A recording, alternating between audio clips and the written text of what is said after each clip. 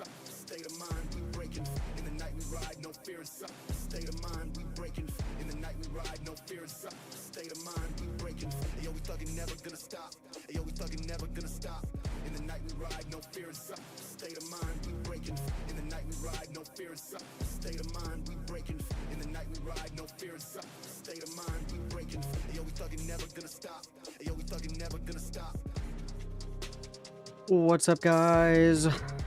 What is up, guys?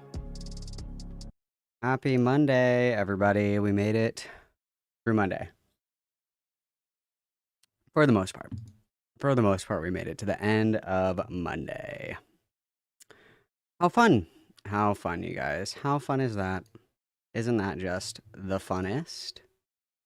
Is that not the funnest? Wow, wow, wow. Wow, wow, wow, guys.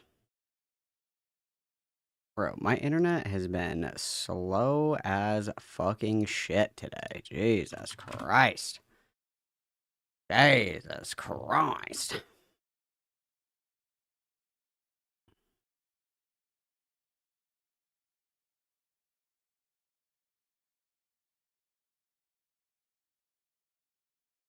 Hang on. Sorry. Dead air. Dead air. Sorry, guys. Sorry, guys. Dead air. I know. I know. I'm working on it. Sorry. I'm doing one thing. I'm so sorry. I'm so sorry. Please. Please don't be mad. I'm going as fast as I can. I'm going as fast as I can. Okie dokie, Smokies. Let's see. Who's present? Let's see. Really quickly, I have one more thing to do. And then we yap. And then we yap. Okay. So this is okay. Let's see what we have.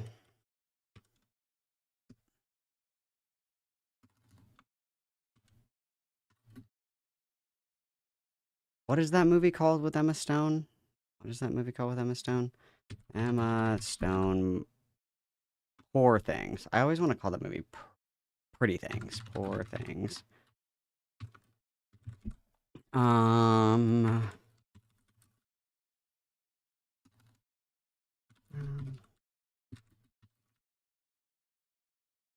And then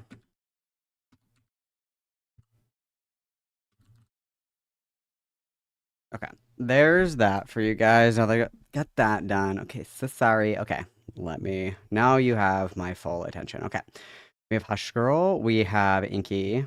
Never. Lio is a fat pussy. Grace it is here. Hush. I already said Hush Girl. Ugh. Starshine. Lavishly Lavender. Ryan is Fryan. High Key, Inferiority Complexes, Kaylee, Bard, Space Frog, Kaiji is here, Dairy Rose is here, Arby, Invoicing Emu, and we also have Kel Doge, Adam the Fox, M. Dally, Supervid, Honey Bee, Ren, Rigby, my favorite transgender, Layla Bug, Cabal Therapist,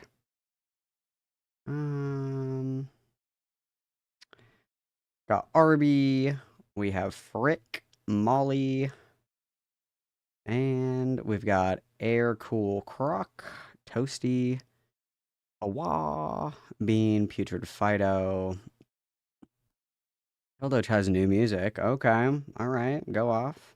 We're in the kitchen and we're cooking, little chef. Okay. Okay. Hermie is here. We've got Cat.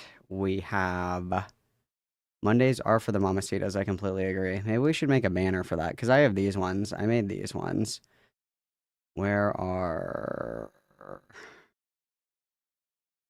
the fuck are those banners at? Because I have these ones. I have the Saturdays are for the boys. I have these ones. I have Saturdays are for the boys. And then I have, I did like really shitty ones here where I did one on Wednesday one time. So I have Wednesdays. And then I have this shitty one for Sundays. I have all of those. Maybe I'll make one of those. Mondays are for the Mamacitas. Maybe I'll do that. I'll ponder my orb about it further.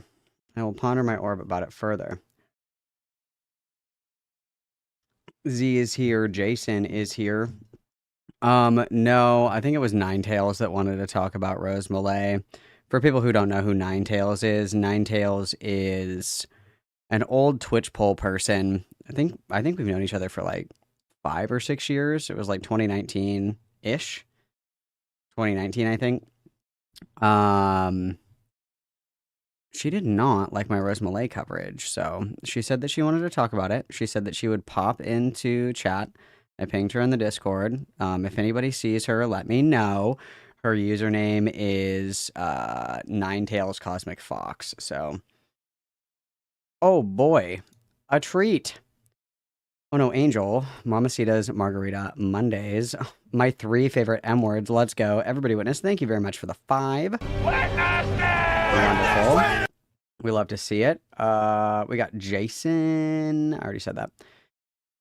Oh, Rowan is here. Oh, I hate that guy. I don't know why he follows me around. It's terrible. Lesser Older Tales is here. Ghost Gru is here. Congratulations on your first live stream. I hope you're ready to suffer. Hella is here. Pychan is here. Piss Butters is here. Okay, cool. Love. Who else we got? The man Sam. Let's go. Emery. Noval Mole. Bylonic. Ryan is Ryan. Cat Peasant. And we also have Roasting Potato.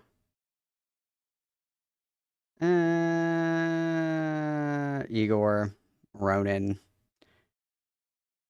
and Pumpkin Pyrite, and Timid Kitten, and Liliana base. Yeah, this is our live, laugh, love. I completely agree. Yeah. I also added a membership goal because I think it's fun. I think it's fun. I love a little bar. I love a little bar that needs to be filled up. You know what I mean? It sparks joy. It sparks joy, guys. It sparks joy. Ay. I have content coming out for you guys that has been edited. I have edited content tomorrow and edited content on Thursday. I've been deep in the slave mines. I am open to constructive criticism. I recently have been fighting my demons doing Procreate to do all of my visuals, and I've been slowly but surely pulling all of my hair out strand by strand by strand and eating my fingers one at a time. I'm open to constructive criticism. When I do my edited content, I always do like the previews where it's like the funny clips from the video and then it plays the video, like that kind of shit. So I made this. I'm not done with it, but this is what I made. If you recognize this setup, it's from the Jeffrey Dahmer Ryan Murphy series where he's like, I'm gonna show you some pictures. That's what this is. But I need to animate this. I need this to move. I haven't finished it yet, but this is what I'm thinking of using as previews now when I do edited videos. So I felt like being vulnerable for a minute with everybody. I just felt like it. I just wanted to be vulnerable, so I wanted to share that with you.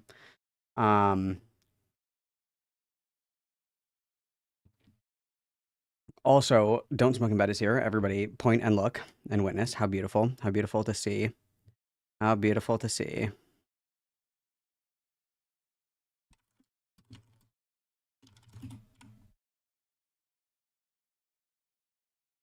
Hang on one second.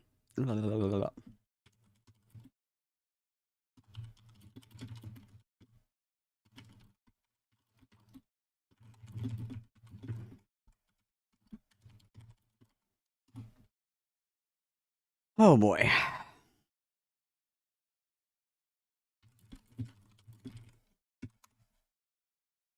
Okay. So, looks like Leadhead is winning. I'm not surprised at all. That's not surprising to me. I know how much you guys love Leadhead content. I also am Leadhead's #1 fan. It's correct. This is correct. So, correct. Yeah, man. Yeah, man. Yeah, dude. Yeah, dude. Yeah, dude. It's just one of those days where you don't want to wake up. Everything is fucked. Everybody sucks. You want to know why? I'm glad that you liked the Leadhead video. I'm glad that you liked it, Bionic. Then we got Bard Barbarian for the big 5. That is so generous, show-stopping, incredible, and brilliant. That is so fun. So fun. Happy to see. Happy to see.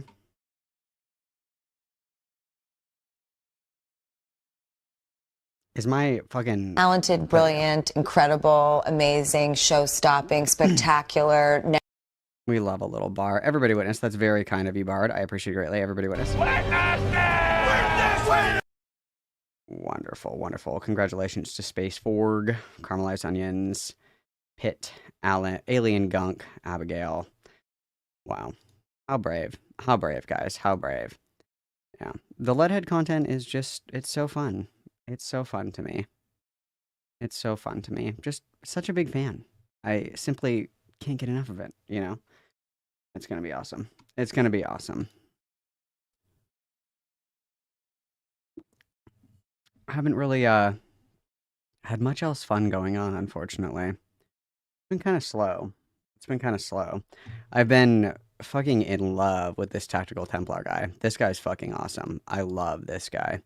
This guy's so fun. Love this guy so much, dude. He is awesome. Big fan of that guy. We'll get around to that later. I am very disappointed because everybody has a Templar PNG except for me. Except for me. Fucking Queeman has one. Rao has one. I'm sure Beckett's gonna get one because everybody's covering this Tactical Templar guy. And so everybody is getting their little Templar PNGs. And I'm late to the party. I'm late to the fucking party. And I'm Catholic. I feel like I should get the Templar PNG first.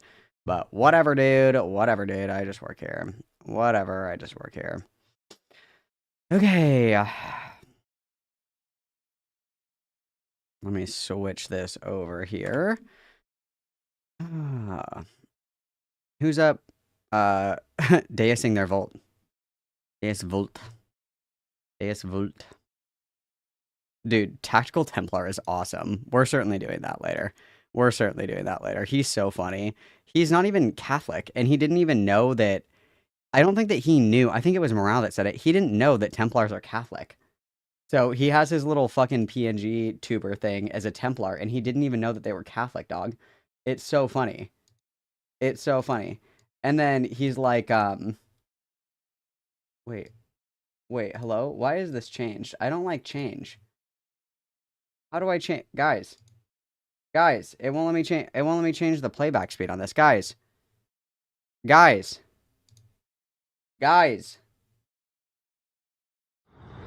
Oh, there we go. Okay, it wasn't me. I fixed it. It's fine. Okay, we're good. Never mind. We're fine. I got it. It's fine. I was like, if I have to listen to this video on fucking regular speed, I'll krill myself. But it's okay. No, dude, it's fucking awesome. It's awesome. He pretends to be Catholic. It's so cool, and he's not even Catholic. I saw. Oh fuck. I think I retweeted it. Hang on, let me find it. I thought it was awesome. I thought it was so cool. It was so funny. Where's this one? Oh, it's this one.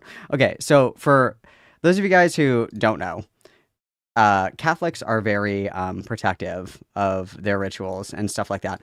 And anybody who isn't like Catholic doesn't get to do what we do. Okay, it's a very exclusive club. It's a very exclusive club. Okay, so like the Lord's Prayer, Hail Mary, all that other shit. No other like Christian religion loves Mary the way that Catholics do. Okay, Catholics love Mother Mary. Okay, we go fucking crazy for Mother Mary. So Hail Mary is one of those very unique Catholic prayers. Okay, and then this fucking dumbass rewrote Hail Mary to be translated to a Christian prayer? Question mark. Like, what do you mean, bro? What do you mean, bro? What are you talking about, bro? Translated for Christians, Hail Jesus, bringer of light, the Lord is thee. That makes a lot of fucking sense. Blessed are thou amongst all, and blessed is your fruit of your sacrifice on the cross, Holy Jesus, Son of God, forgive us sinners now at the hour of our death. Like, this guy sucks. This guy sucks. This guy sucks. This guy sucks. This is, like, worse than blasphemy. This is worse than blasphemy, okay? This is scarrilege. Scarrilege. It's like defaming Mother Mary. Why would you do that? Mother Mary's awesome. Mother Mary is the reason that we have Christ. We should say thank you to her. It's like her kid. Hello? Oh, dude. Pissed me off. I was like, he should just convert to Catholicism, and then I was like, wait, just kidding. Let's not do that. Actually, let's not do that. No, Catholics are not Christians. We're very different. We're very different.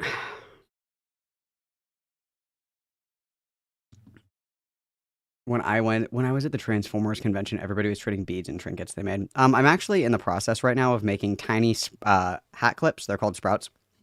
That are fishing poles and they have fish on them. I'm actually in the process of doing that. So, yeah. No, Tactical Templar he's awesome. He's like my new favorite person. I love him. And then yesterday he read his Kiwi Farms thread on stream, which is so funny. And then he also had it in light mode. I was like, "Oh my god, this guy is fake. He's not real. He has to be fucking around with everybody. He can't be serious." It's so funny. Yeah, Catholicism is way cooler than Christianity. Facts. Facts. Facts. Facts. No. It's in and it's hip right now to LARP as Catholic. I don't know why. But it's in right now. It's hip to LARP as Catholic, I suppose. Not quite sure why. Yeah, he read his own thread on stream and he did it in light mode. It was on light mode. I was like, this is a double homicide. This is like the dumbest shit I've ever fucking seen. It was stupid. It was horribly stupid. It was awesome though. Don't get me wrong. It was awesome. I'm seeing now, you guys, right now that there's only 48 likes on the video, which means there's about 100 of you guys that are freeloading. That's completely unacceptable. Make sure that you're liking the video, okay? It boosts us in the algorithm and it makes me happy. So do that. You guys are always welcome in the Discord, okay? You guys are always welcome in the Discord. Discord is for free. It's for free, okay? So very fun, very cool. And then if you hate free shit, guess what? You can buy my merch. Look at this shirt. Isn't this shirt fucking awesome? It's embroidered, okay? It's embroidered. Great quality. It's nice and thick. It's very heavyweight, very nice. Look at the colors. Ooh, great color saturation. Beautiful. You guys should get one. I'm actually ordering more because I love them so much. I'm going to get them in every color because I love them more than anything, okay? So cozy. So cozy and cool. So cozy and cool, okay? Okay, let's check out Leadhead. Let's see how Leadhead's YouTube channel is doing, shall we? I'm going to tell you guys right now, I did not pre-watch, but because I clicked on the video, it's saying that I watched this video. I didn't. I swear to God, I haven't pre-watched this. Like, pinky promise. Pinky promise, I have not pre-watched this video. It just looks like I have because I loaded it in this tab, so it looks like it. So, pinky promise. So, let's see how Leadhead is doing. Not good. Not good, unfortunately. Like, we got 344k subs, bro, and we're struggling to pull more than 50k.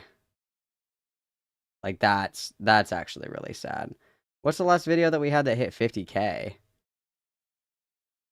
This one, the puppy girl psychoanalysis video, that was our last one that hit more than 50k. These are pathetic numbers for a YouTube channel this size. Very sad. I hate to see it.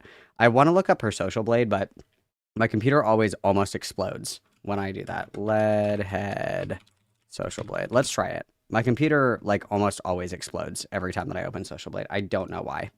I don't know what my computer's aversion to social blade is. Let's see. We have a C, guys. We have a C. So we've got 126k views for the last 30 days. How's our subscriber count doing here? Live subscriber count. No, I want to see 0 new subscribers in the last 30 days. That's awesome. That's awesome.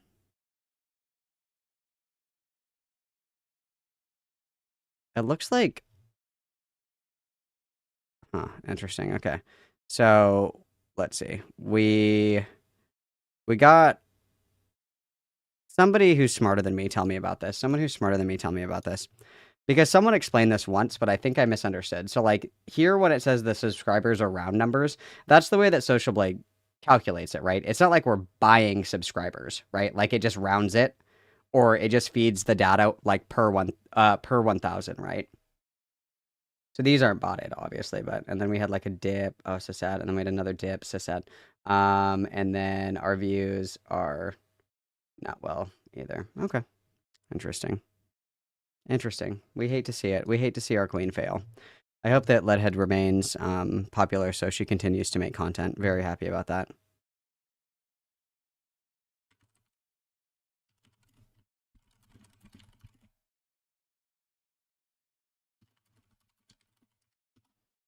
Hang on, I have to write this down really quick.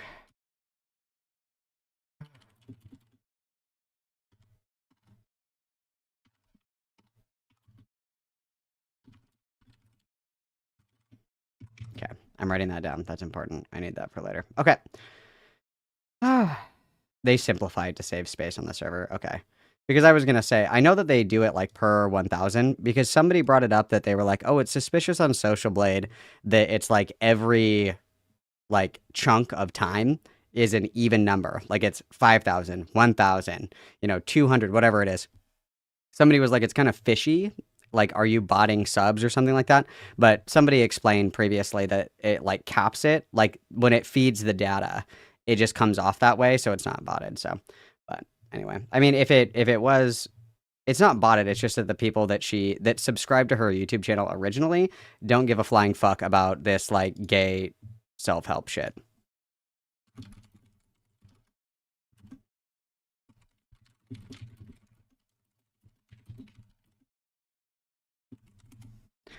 All right, so let's see. This video is called I Hit the Digital Spliff. Now I work at Megaverse Chipotle. So we're certainly having a manic episode, I think. Oh, she has a second channel? What's the second channel?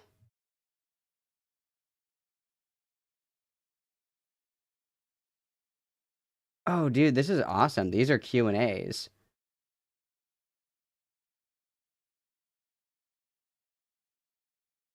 It looks like these are just gaming videos and Q&As. Interesting. Maybe we'll look at that later. The comments are boring.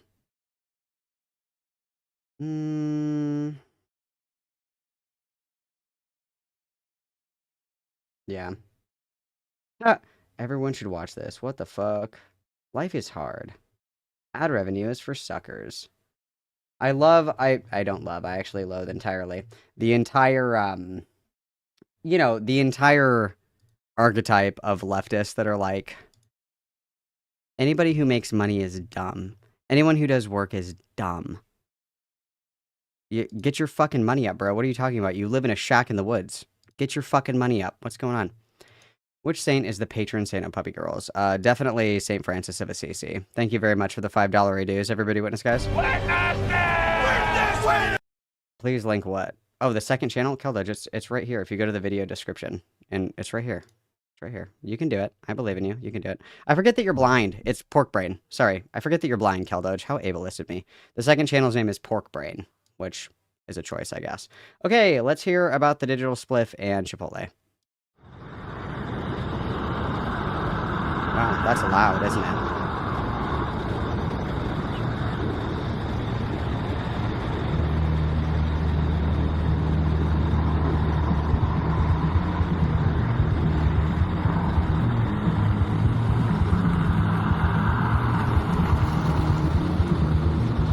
Wow, this is so cool. Wow. There's a raven there. That's so cool.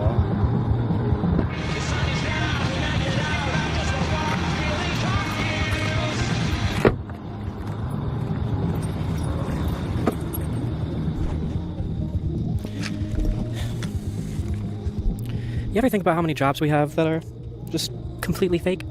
That is to say, how many jobs contribute absolutely nothing to the world that anybody would actually want? Oh boy, I would love to hear. What are these jobs that contribute nothing? I'm sure this is going to be profound. What do you guys think? What do you guys think? What do you guys think? What jobs contribute nothing? What jobs are completely useless? What do you guys think? Basket weaver, perhaps? No, because we need baskets. We need baskets. We need a basket weaver, of course.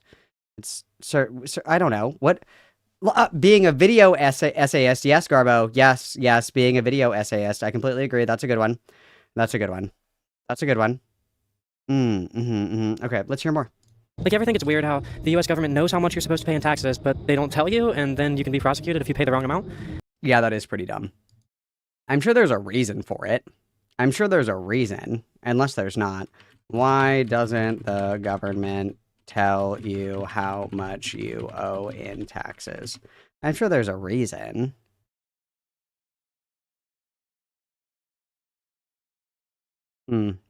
Let's look on Reddit. I'm sure there'll be really, really prolific answers here.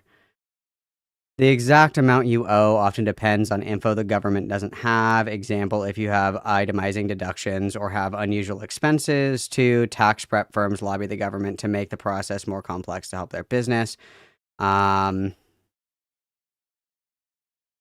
I mean, I guess that makes sense. Like, the government doesn't know what you're going to write off. The government doesn't necessarily know if you have supplementary income or, like if you have a side hustle or whatever. Like, also, if we hate the government, why would we trust the government to tell us how much money we owe in taxes? Because if the government can just say, you owe me $1 million in taxes, and we're like, yes, government, like, isn't it actually a good thing that we have it verified by, like, a third party? Isn't that a good thing? Curious, isn't it? That's because Intuit, the owners of TurboTax, have extensively lobbied against all sorts of tax reform proposals that would simplify the process, make it more intuitive. It sounds like we read the same Reddit post. That's crazy. Oh my god, we read the same Reddit post. That's so funny. In other words, a whole bunch of people lobby for a bunch of politicians to create an artificial demand for a web app that a bunch of other people have to create and maintain. It sounds like a lot of wasted man-hours, if you ask me. All right, hey, how about the lawyers at great big law firms whose entire strategy for most cases is to create mountains upon mountains of redundant paperwork for other lawyers to sort through? Yes, these people are employed, but do folks working positions like that really have a job Wait, hang on. Does he really have a job? Hang on. to create and maintain? It sounds like a lot of wasted man-hours, if you ask me. All right, hey, Oh, true. What's the word I'm looking for? Accountants. That's totally a job that we don't need. True. That's the one. That was my first guess. Yes. about the lawyers at great big law firms whose entire strategy for most cases is to create mountains upon mountains of redundant paperwork for other lawyers to sort through? Dude, true. I also think that lawyers are a job that we don't need. Okay, based. Yes, these people are employed, but do folks working positions like that really have a job in society? What about scam callers or landlords or people who pump and dump meme cryptocurrency or Okay, cryptocurrency I agree with. Scam callers I agree with. Fuck scam callers. But landlords, like, and this is another like lefty brain rot trap that people fall into, okay? Um there's a big difference between like an apartment complex that's owned by a corporation and then somebody that like owns a house, or like I'm alive and then grandma and grandpa die and grandma and grandpa leave me their house and I'm like, well, I don't want to sell it. I guess I can rent it out and let people live there or whatever for a rate that's fair or blah blah blah, whatever the fuck. And the other distinction as well is there's like 3 options: private ownership and renting hybrid, or government controlled housing. And so a lot of people that are really left leaning believe that the government should, like, quote unquote assign housing. Essentially, that the argument is presented that, there's, X amount of vacant homes, X amount of homeless people. Why don't we just give all the vacant homes to homeless people? And on its surface, that sounds really good. And it's a really good jerk yourself off, altruistic, easy peasy, babies first leftism take.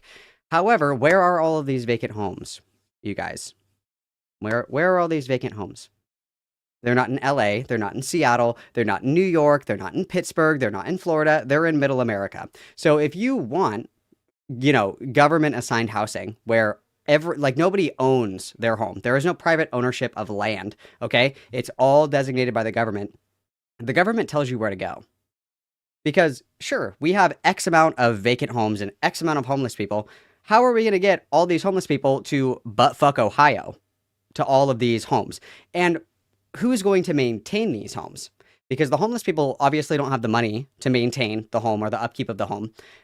Who's going to deal with the fucked up plumbing? Somebody is going to have to manage that property. Part of a landlord's job is to manage property. So either way you slice it, either you're the manager of your property because you own it, it's yours, it's private property, or the government is your landlord, the government owns it, and the government tells you where to go. So, I mean, on its face value, it sounds like super base. Like, we have all these vacant homes, we should put the homeless people in the vacant homes. I completely agree. How are we going to get the homeless people there, and who's going to take care of the house? these are the questions that we need to be thinking about and pondering if we want to make the argument that we should be, handing out free homes and stuff to the homeless. And I don't disagree that there is like, a shit ton of vacant houses. But the problem is that they're all over the place. You're not going to find, dozens and dozens and dozens and dozens of vacant properties in LA. It's not going to happen. It's not going to happen, right?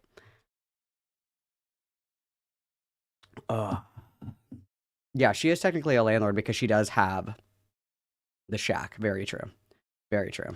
The guys who came up with personalized pricing or EA Origin, or the folks that use AI to make horrible shorts about The Simpsons predicting Elon taking over the White House and Marge helping Trump to bring the U.S. into a digital dark age. Our society pays these people to produce nothing, or at the very least, nothing that any reasonable person could possibly want produced. What about the folk who clock in every single day at the Metaverse Chipotle? This is a video about the redundancy that comes with any individualistic society. It's about how the... Dude, this is so cool. I love sitting on top of my car at 3 o'clock in the morning in front of a Chipotle. I think that's awesome. I think that's so cool. Also, fuck Chipotle. The burritos keep getting smaller and smaller. It's fucked up. empty promise of an American dream is a horrible thing to organize a society around. It's about The American dream, you guys. What about the American nightmare? It's dab pen. Is that a jewel? how material conditions should dictate political philosophy and not Oh no, they're both dab pens. the other way around. Are we double It's about universal ripping? basic income and taxes. Oh my and god, unemployment she's and gonna stock double market. hit it. This is a video about what I Bro! learned when I smoked the digital spliff and how sweetness of its vapor only served to rot my teeth. Oh my god, she's greeting out. Somebody help her.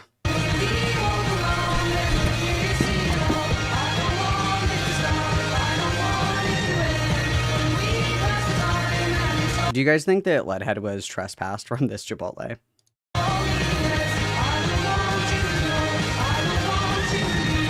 Oh, no, that's not what I wanted to do. My first double blinker on the digital spliff was about 7 years back when I created my YouTube channel.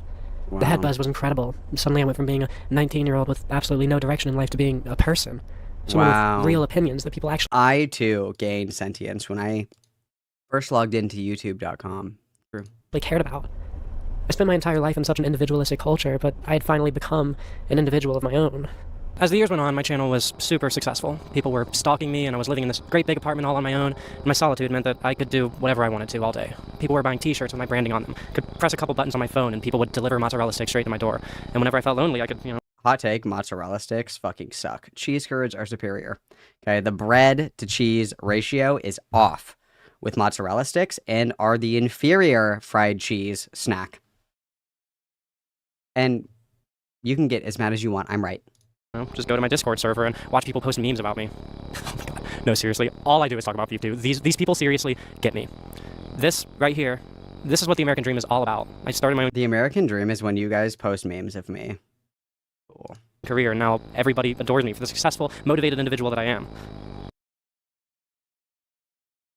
No.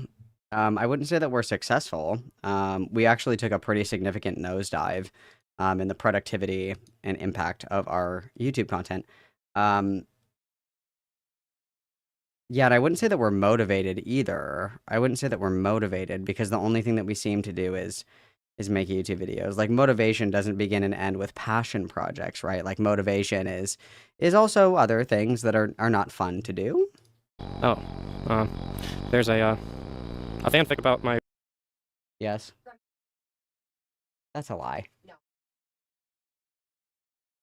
No. He's fine. Not fine. Okay, hang on. Hang on. Give me 1 second, guys. Apologies. I'll be right back.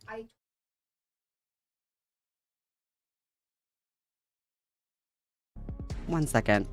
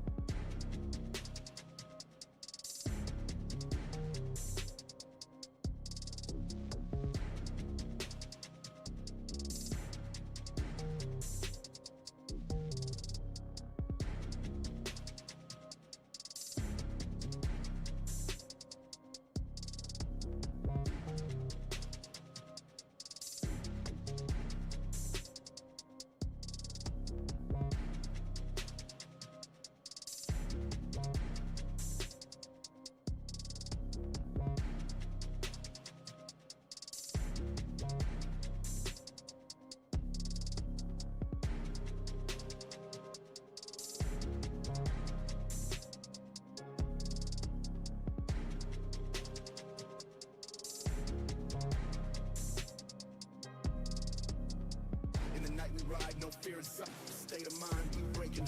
In the night we ride, no fear inside. State of mind, we breaking. In the night we ride, no fear inside. State of mind, we breaking. Yo, we thuggin', never gonna stop.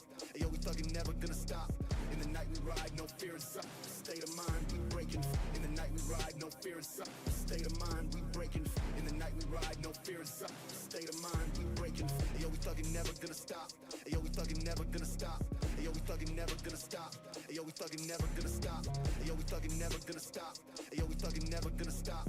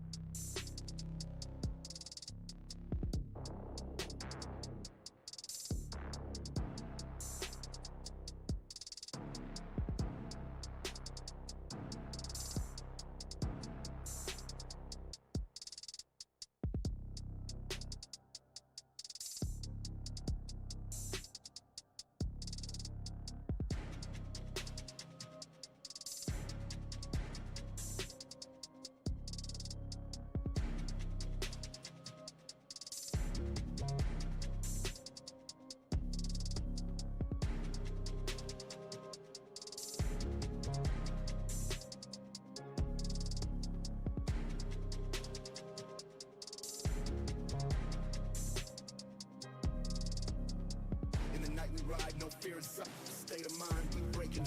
In the night we ride, no fear inside. State of mind, we breaking. In the night we ride, no fear inside. State of mind, we breaking. Yo, we thuggin', never gonna stop. Yo, we thuggin', never gonna stop. In the night we ride, no fear inside. State of mind, we breaking. In the night we ride, no fear inside. State of mind, we breaking. In the night we ride, no fear inside. State of mind, we breaking. Yo, we thuggin', never gonna stop. Yo, we thuggin', never gonna stop. Yo, we thuggin', never gonna stop. Yo, we thuggin', never gonna stop. Yo, we thuggin', never gonna stop.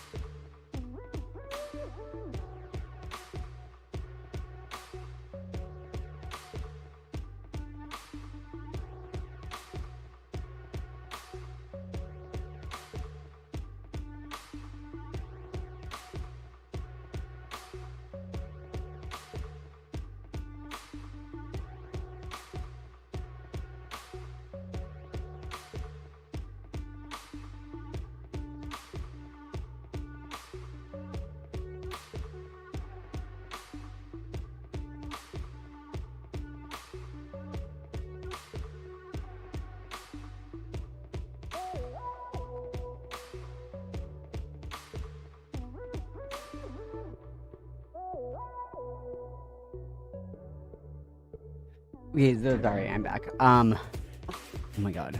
Drama. There's so much drama. Drama. Anyway, I'm back. Sorry, I'm back. We can continue. Let me back up a little bit. Where were we? No, seriously, all I do is talk about YouTube. These people seriously get me. This right here, this is what the American dream is all about. I started my own career, and now everybody adores me for the successful, motivated individual that I am. I don't know if we're adored. There's a fanfic about my wedding night with one of my staff members. You know, maybe I should have realized sooner that career... Thank you guys for never writing fanfic about me. Thank you so much. I really appreciate that. That's very thoughtful of you. That's very thoughtful of you. Thank you guys for not doing that. Making video essays about games, though successful, wasn't making me happy at all. The empty rooms in my apartment were just a reminder that nobody else would ever see them. The YouTube comments from other gamers watching my stuff, calling me a genius or an idiot. The rapid growth of all my little YouTube numbers. The chain of boring grinder men I'd visit for unfulfilling nights with no emotional strings attached.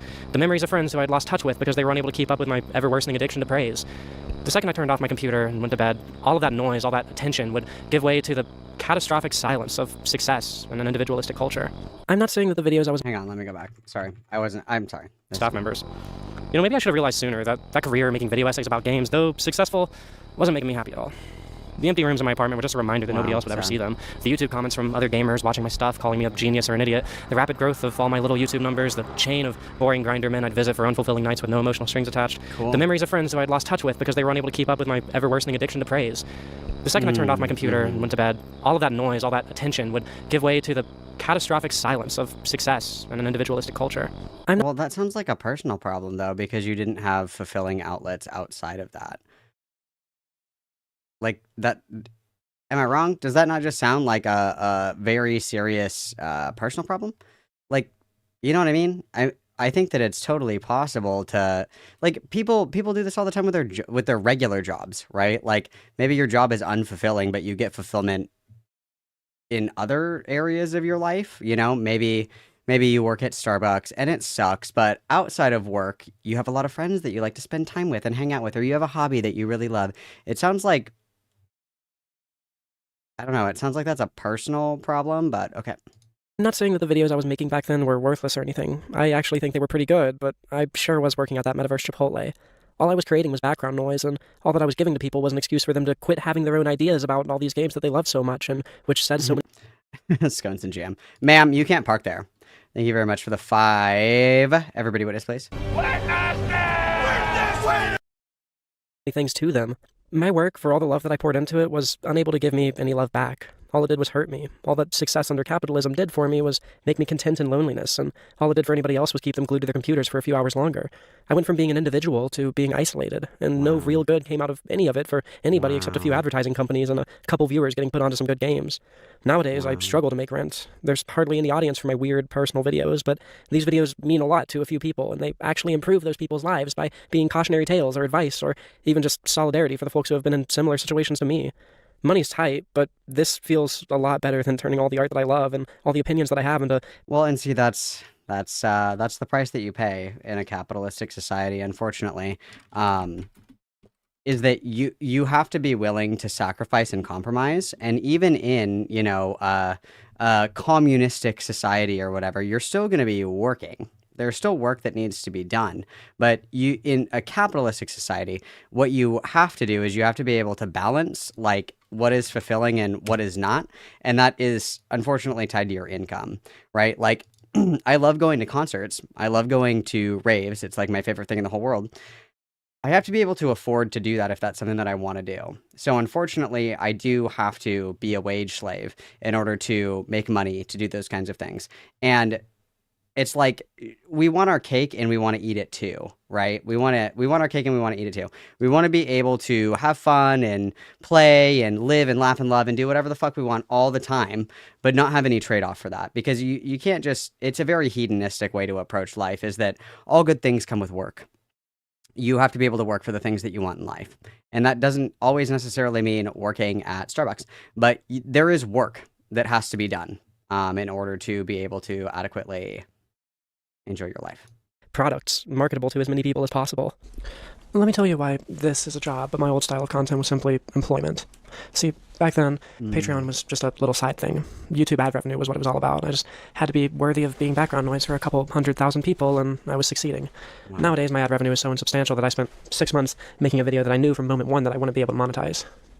Patreon's my jam now. See, my audience is way, way, way smaller, but my real audience, the Patreon supporters... You guys are fake audience members. How much money are we making on Patreon? Where's our Patreon? Patreon. Let's see if this will load. Verifying that I am human. Hang on. It's taking a second. Hang on. I am human. Thank you. I am human and I need to be loved just like everybody else does. Okay, damn. All right, damn. Okay, so we're making $1,200 a month, but that's still nothing, relatively speaking. 1,200 times 12. So we're making 14K a year on Patreon.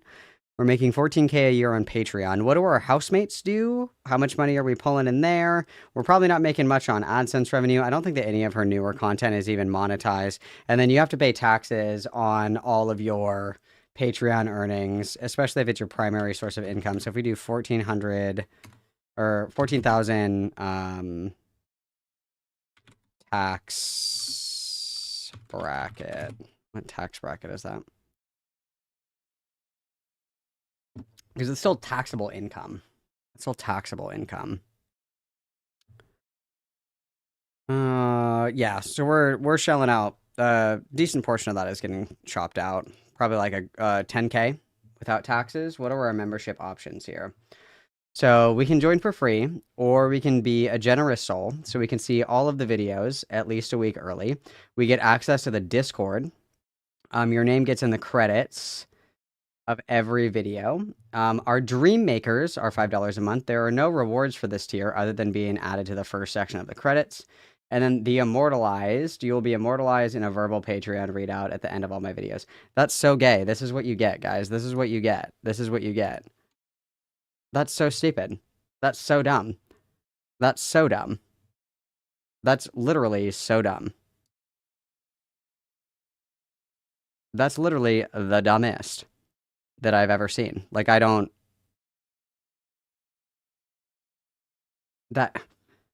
I don't understand. I don't understand Patreon. I don't get it. I don't get it. I don't understand the purpose of Patreon. I mean, unless you have, like, a very specific thing that you're doing on Patreon, like, I think I said before, I'm in Ray Volpe's Patreon specifically because... What the hell? Specifically because, I'm gonna corral myself. Specifically because, he, like, mixes live on there. That's the only reason that I'm in that Patreon. If it was just, give me money because gestures vaguely, I certainly would not be in that Patreon. That's crazy. That's crazy. Also, Molly with the fake fan tax for Malcolm for the 2. Thank you very much. And Scones and Jam. Hey, guys, isn't it crazy that we have to work to live? Haha, damn, bro. That's funny. Everybody witness. Thank you, guys. Witness! Double witness. Double witness. Leadhead isn't real, guys. She can't hurt you. YouTube members are all folk who think that my videos are important enough to support in the creation of. Every time I drop a video, I get DMs from people telling me that everything I worked for, all the heartache and anxiety that's attached to each video's production for me, was worth it. Because it helped them grow past the very things that I struggle to grow past in the videos. Nowadays, I don't work at a metaverse Chipotle. I'm not just a statistic for advertiser bots to scan and input an appropriate response towards. No, I'm creating stuff that has real value, if only for a couple hundred people. But let's move this video away from just being my experience with the digital spliff.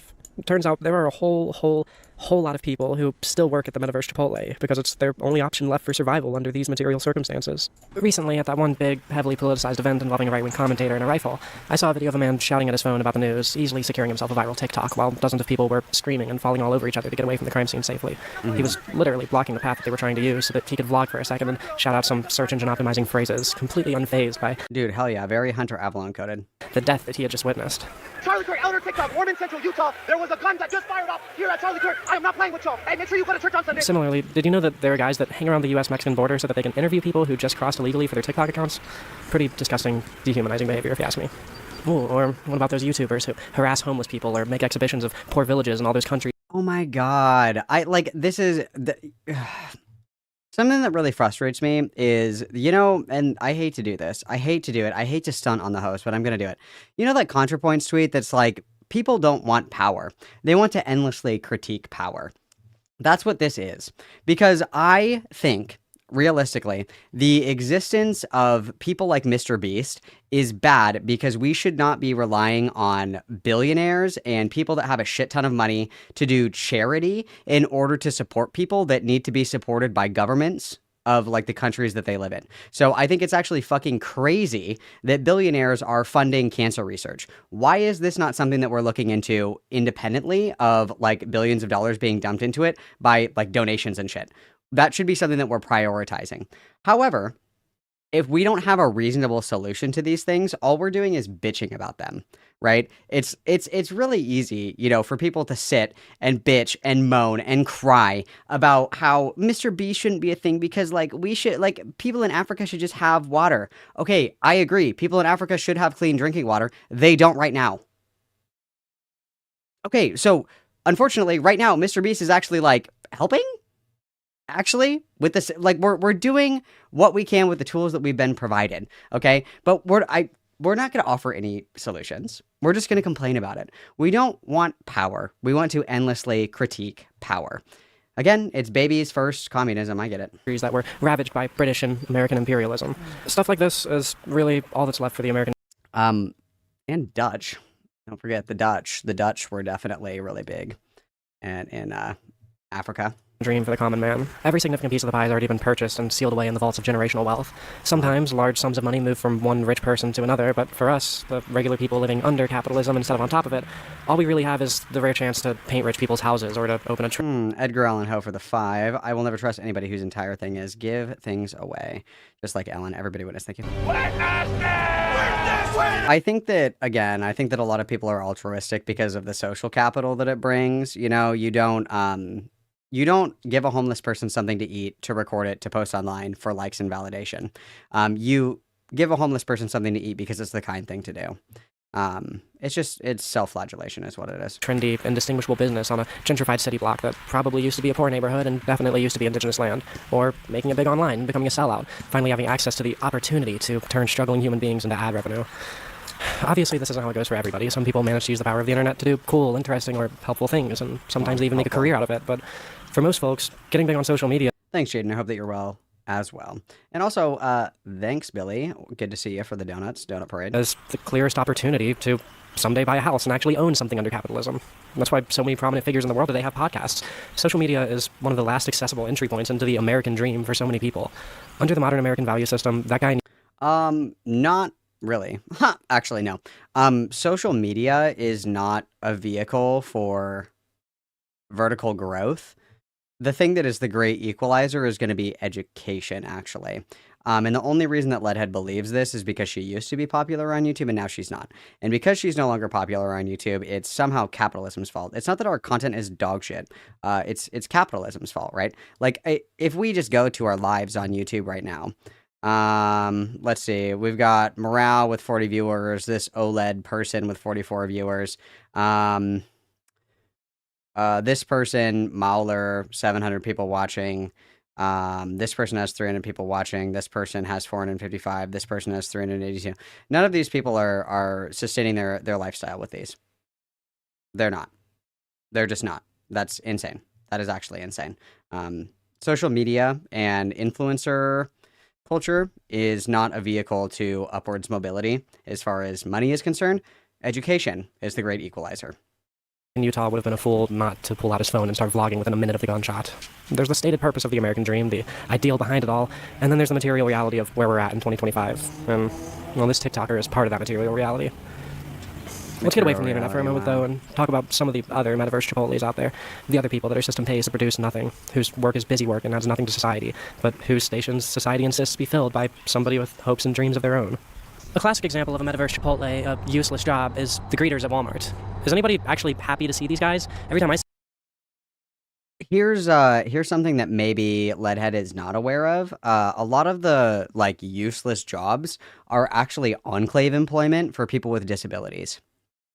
So they hire grandma and grandpa that can't actually do like labor, and they hire people with disabilities so they can participate in the workforce, they can feel productive, they can get out of the house, and they have like something to do where they can make money. That's I think that that's worthwhile. I think that that's a worthwhile expenditure. I think that's a worthwhile expenditure to be able to make sure that people who are disabled are able to participate in the workforce and like save that. Yeah. I see them, I just get depressed. It's so depressed. incredibly sad to see people that old still working at Walmart. They're old enough now that for many of them, talking to other people is pretty much the only thing left in the world that they can really enjoy completely. Well, yeah, and that's the other thing too, is it's like socializing. If you have grandma and grandpa, all their friends are dead. They don't really get out a lot. Like it's a way for people can be it's a way for people to like engage with others as well as make money as well as feel productive. Because I don't know about you guys, if I didn't work, I'd be bored to shit. I'd be so fucking bored. It's actually really cool that there are like productive outlets for people. So they can get out of the nursing home, so they can get out of the group home and they can actually go and socialize, right? And the system that we live in has found a way to commodify even that. All that they do is make the customers depressed and occasionally prevent somebody from stealing shampoo or something. Depressed. And all that they earn is enough to keep them showing up every day until they die or become homeless. Why is this a job? Let's say every Walmart has 5 greeters on their payroll. Couldn't each Walmart, say, just give 5 random old people some money every month instead? Maybe this is an overly simplistic way of thinking about it, and Yeah, I'm just give sure away you free infer money. my actual opinion is that Walmart shouldn't exist to Free money. begin with. But really, I mean, if nobody wants the greeters there, and the greeters don't want to be there, and the money is getting spent either way, why not just cut out the middleman and let these old people enjoy their old age with some dignity and some financial support from the governments? Or from And I'm not even like fucking with you guys at all. Like I'm being 100% serious. If you find like an elderly person that's like a greeter at Walmart or whatever, ask them if they want to be there. The answer is almost always yes, because they get to go out and talk to people. They're old. Their friends are dead. The only other people that they're talking to, they're calling them up on a Ouija board. Okay? Like they like it. I don't know if anybody else's grandparents are alive. Okay? If your grandparents are alive, what do your grandparents do all day? They watch the news and they walk around and look at different shit in their house, and then they go to bed and they get up, and tomorrow they look around and look at different shit in their house and they watch some TV, and then they lay down and they take a nap, and then they get up and then they walk around the house again, and then they go to bed and then they get up the next day. It's enrichment. It's like it's something for them to do.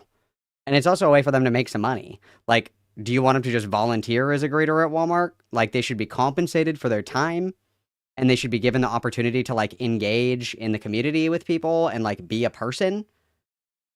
Old people are notoriously like super sad all the fucking time. That's the reason why there are quote unquote retirement homes, so they can be around other people, because they're like super fucking depressed being locked away in their house all the time because they can't go anywhere because they're old. Hello? Anybody? Hello? Anybody? Hello? Bean for the 5. The elderly greeter at my Walmart is worth 50 YouTube video SAS. I completely agree. Kill all YouTubers. I agree. from Walmart. In a video game, that was my just kidding heart. We've got a lot of jobs like this. The cops Witness that hang out place. at high schools Sorry, every witness place. day, but don't report from the governments or from Walmart. We've got a lot of jobs like this. The cops that hang out at high schools every day, but don't do anything when the students are actually in danger. I mean, yeah, school resource officers don't really do anything in relation to stopping school shootings or whatever, but part of that is like an intimidation factor, right? If you roll up somewhere and you're like, I'm going to shoot this shit up, bro, and then you see somebody walking around outside with a gun, it kind of deters your thought process there that maybe this is the wrong place to try to, attack. That's part of it. Part of it's the deterrence. But sure, okay. Bank tellers that spend a huge portion of their time doing repetitive tasks that an ATM could achieve faster, cheaper, and easier. Folks working the counter at fast food restaurants like this. The cops that hang out at high schools every day but don't do anything when the students are actually in danger. Bank tellers that spend a huge portion of their time doing repetitive tasks that Have you ever been to a bank before? Bank tellers do actually all kinds of shit. Have you ever been to a bank before? Have you ever written a check? Have you ever had to cash a check? Have you ever had to transfer money? Have you ever had to do something to your account? Have you ever been locked out of your account? What? What? The only engagement you have with your bank account is the ATM? What? Okay. Casper for the 5, she hates greeters because they stop her from stealing. I disavow this comment. Everybody witness. An ATM could achieve faster, cheaper, and easier. Folks working the counter at fast food restaurants when people could easily just place orders on their phone or a tablet in a store. No shade to any of these people. True, dude. We want to get away from a hyper-individualistic, like, rotted society, so we should replace every human interaction with a robot. True. That'll definitely achieve our goals. We started this off bitching that everything is hyper-individualistic and we don't communicate or socialize or whatever, feel social fulfillment any other way other than, you know, work or whatever. I have a really good idea. Let's replace every human interaction that we'll ever have with a robot. That'll fix that problem, right? Except the cops. It's just a shame that they have to work these crappy jobs in spite of all of our amazing technology. Self-checkout, automatic sprinklers, vending machines, traffic lights. Our technology has proven that it's more than capable of replacing so many horrible, repetitive, soul-crushing jobs. And like, sure, it's nice to have that human interaction, and I can see the virtue in trying to preserve that aspect of commerce, but man, I would happily take a cold, impersonal computer interface at a fast food restaurant if it meant one more person just didn't have to work at a fast food restaurant. We don't want power. We want to endlessly critique power. Casper, copying because being a puppy girl is a job. LOL. True, based on video witness. Unfortunately, that's not really what happens when we invent a machine to do a human's menial, repetitive job. Instead, our society creates fake jobs for these employmentally displaced people, and when we can't come up with fake jobs, we just let those people starve. Because we have some sort of a stigma against unemployment in this country, and because of that stigma, we act like it's a bad thing when somebody creates a machine that can do food prep at McDonald's. Well, it's not even a question of, you know, whatever the fuck that word soup was. It's a question of contribution and productivity. Because even in your ideal Marxist utopia co-op, you know, from hell, where everybody eats out of a puppy bowl and wears a leash and shit like that, you still have to work. It's about contributing to society in one way or another. And arguably the most productive way to do that right now is to work. That's where you make friends. That's where you socialize. That's where you spend your day. Like, there's more to work than just a paycheck. For a lot of people, work is like where they meet their friends and shit. Hello? Even though nobody in the world actually wants to be doing that job. The end result of all of this is that we have a lot of people doing useless work who could... Stones and Jam, thank you for the 2. I can't believe she's justifying jobs being lost. No, I completely agree. Everybody witness. And she fundamentally misunderstands, like, the purpose of automation. Like, the purpose of automation, of course, is the purpose of automation is for people to be able to gain upward mobility. The ideal situation is that you have people that are replaced by automation and then they fulfill other roles that automation cannot take. And we talked about this when we talked about AI as well. That was the purpose of automation. But under capitalism, what automation has become is a way for, you know, 20 people can do this job. I have to pay 20 people. I replace all these people with one robot that I pay for one time, and then I pay one person, you know, for contract work to fix the robot if there's any issues with it. You just, like, slashed your spending as a business owner. Automation is actually anti-worker because it incentivizes the replacement of human workers that, one, get enrichment from jobs. Whether you believe it or not, there is enrichment that comes from work. That is 100% correct. Yeah, that is undeniable. And then you're also, like, you're doing it wrong. We're doing it wrong because the goal of automation is to free people up so they can either, you know, upwardly grow or they can be free to do whatever they want. But there's still productivity in the person whose job is replaced by a robot. You're a truck driver. Your fucking job gets replaced by a self-driving Tesla truck. Nightmare fuel. I know, completely. You then go into a different sector where, and they support you through that upward mobility and that upward growth. But we also fail to understand automation and what automation does. Beautiful. Bean for the 5. Even if every job was taken by machines, you would still need to pay someone to supervise and manage the machines. Well, yeah, the idea is that you cut down significantly the amount of people that you have to employ and pay. Everybody with us. And also, robots can't complain to HR, so write that one down. Theory, just be getting free money instead without, you know, substantially changing anything for any other party. So why does this concept sound so alien and absurd? I completely agree, Bionic. We're doing a lot of sighs here. We're doing a lot of sighing. Why is my soundboard doing this to me today? It's actually really fucking transphobic. Hello? No. Yeah, and fuck service workers. They should be robots instead. Double witness, guys. Thank you very much.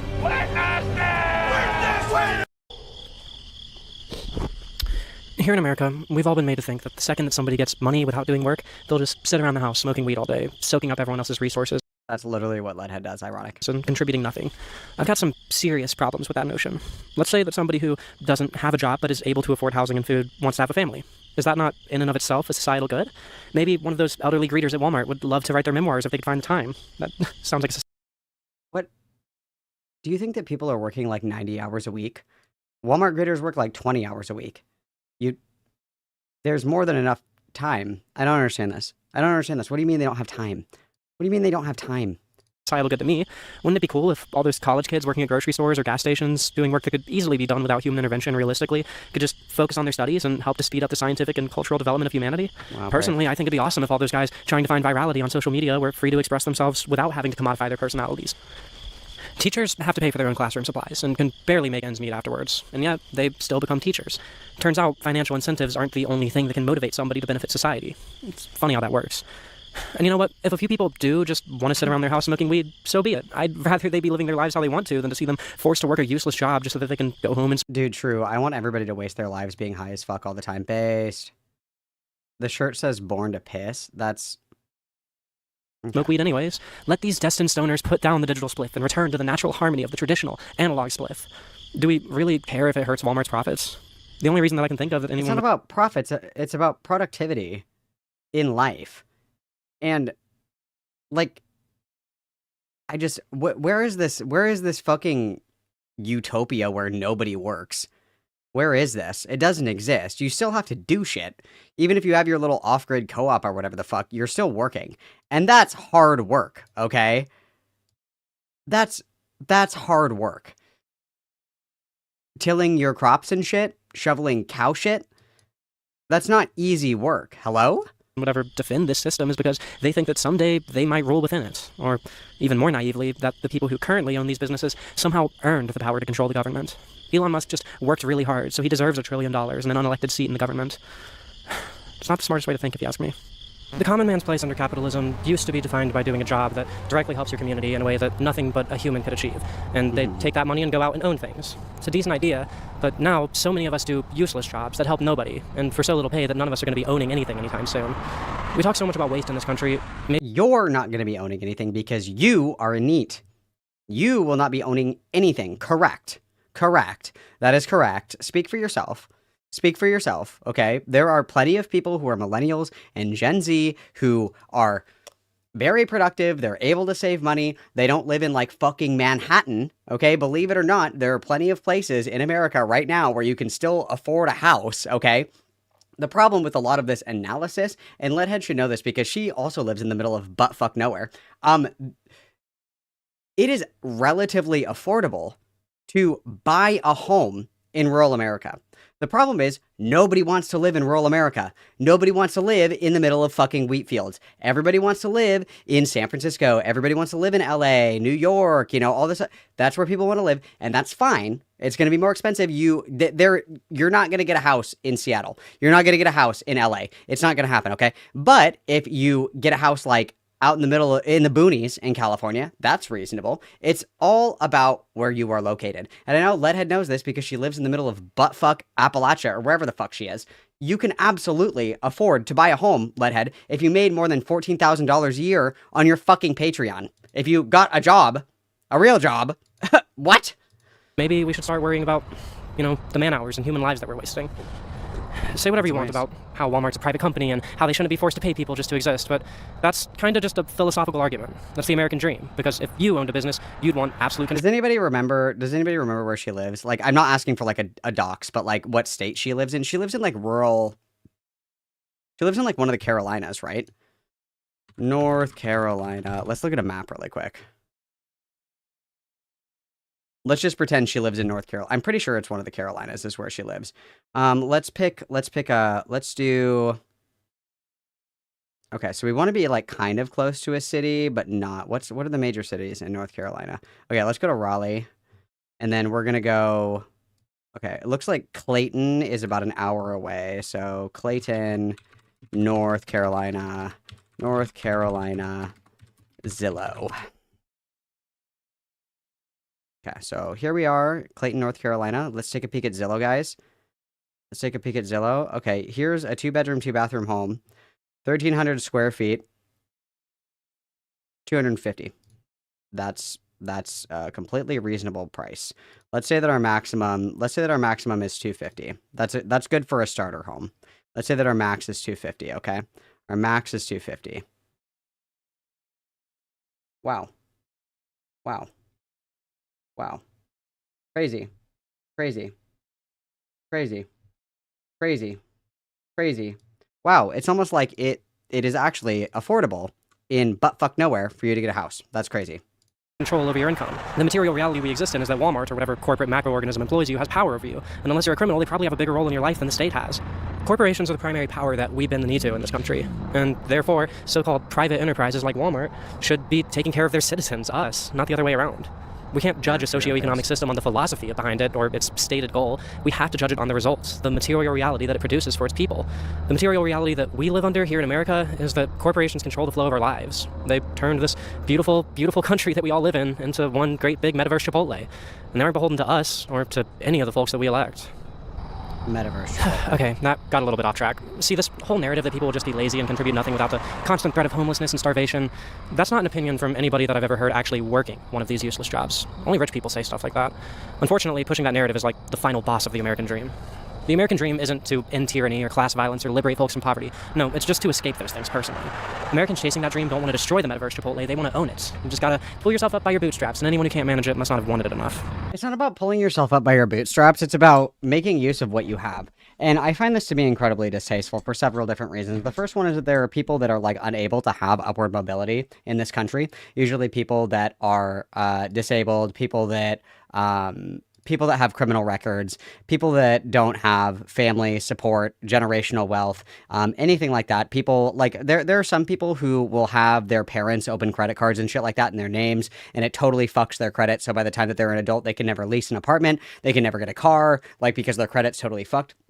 There are people that are completely unable to, quote unquote, pull themselves up by the bootstraps. But somebody like Leadhead, absolutely does have the ability to do this and chooses not to, and then makes it everybody else's problem. If you want to be a NEET, okay, that's fine, but shut the fuck up. Like, you don't get to create the circumstances of your own woes and then complain about your woes endlessly and have people be receptive to them positively. You choose to live in squalor with your puppy girls. You choose to make dog shit content on YouTube that makes you no money. You choose to not have a job. You choose to not use any of the resources that are provided to you. Instead, you just want to bitch about them endlessly. And that's part of the problem. That's part of the problem, is that there are people, the people that do have the ability to do this upward growth, they choose not to and they bitch about it. I don't care, Leadhead. I don't care. There is no reason at all that you could not get a job. Apparently, she likes to work on her car all the fucking time. Congratulations. Go get a job at Jiffy Lube. Boom. You're done. Okay? All of your woes are gone. You, in order to participate in this cataclysmic reformation that we want, to bring about the socialist utopia of our dreams, what do you need to have in order to achieve that goal? You need to have power. What does power look like? Power looks like the ability to get a message out, making it digestible, having the time to do it, the money to do it, and the resources to do it. If we have none of those things, we are never going to be manifesting the communist socialist utopia of our dreams. Okay? There's a reason that people, historical leftist thought leaders and actual leaders, were actually good about bringing about change, is because they brought something to the table. They didn't just make nauseating YouTube bloviating essays. They actually did shit. Okay? They actually got shit done. Okay? I don't know what to tell you. I don't know what to tell you. It's so annoying. Scones and Jam, what about the cafes that hire people with learning disabilities so they can have a chance to experience employment? Is that a pointless job? Leadhead would probably think so. Because obviously the only reason that disabled people or elderly people go and get jobs is to produce money for the mega corporations. It's not because they want to get out of the house. It's not because they want to try to socialize in a work environment. It's not that they want something to do. It's not that they actually like working at Walmart and greeting people because they think it's fun to interact with other people. It could never be any of those things. Thank you, Scones and Jam. Everybody witness, please. So the big, powerful voices beat this narrative into us. Walmart acts like it's doing us a civil service by hiring desperate elderly people to work a useless, demeaning job in their final years. Because according to the employers, employment is a virtue in and of itself.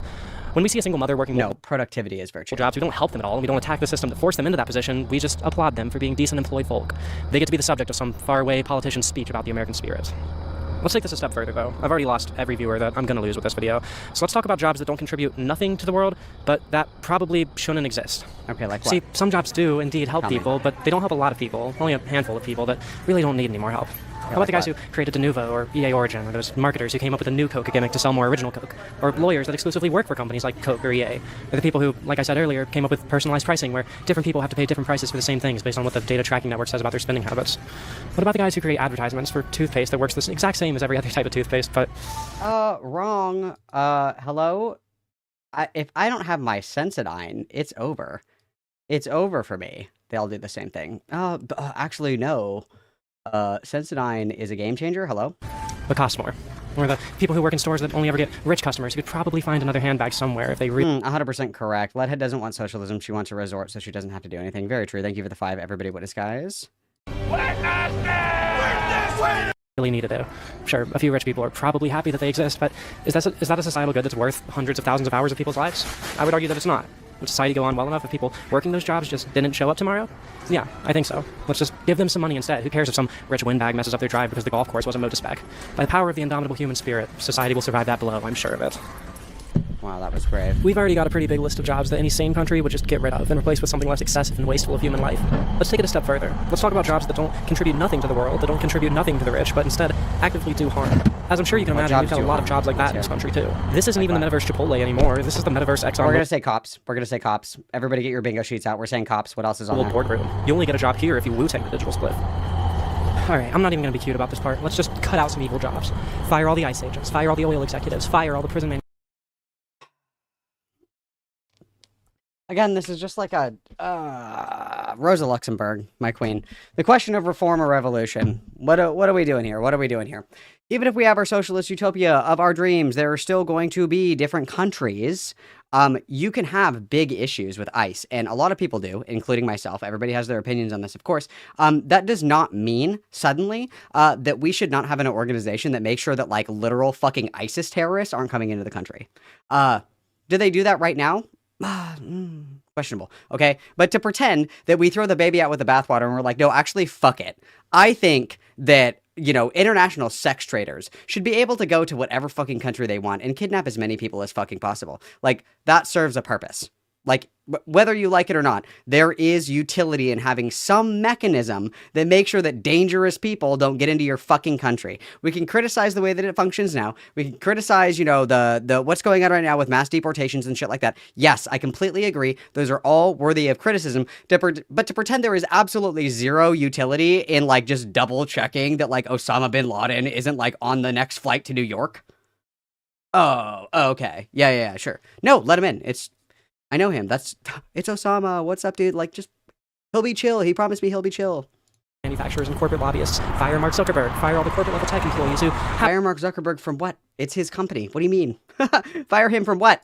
Let their products get worse and more harmful to our exchange of ideas and our historical record in pursuit of higher revenue. Fire all those Chiquita executives who started a war over bananas. Fire every mercenary who participated in those wars. Fire all the folks at Gerber who lied to African women posing as Fire all bad people. Okay, very brave, I get it. medical experts and telling them that their breast milk was unsafe for infants and sold them their baby formula instead. Fire all those U.S. Public Health Service employees who deliberately lied to random black men in Tuskegee with syphilis, saying that they were now cured, and then sent them off to spread the disease to their loved ones. Fire whoever the fuck decided that Army recruiters should have financial incentives for Well, guys, what is the C in ICE? It's customs. It's customs.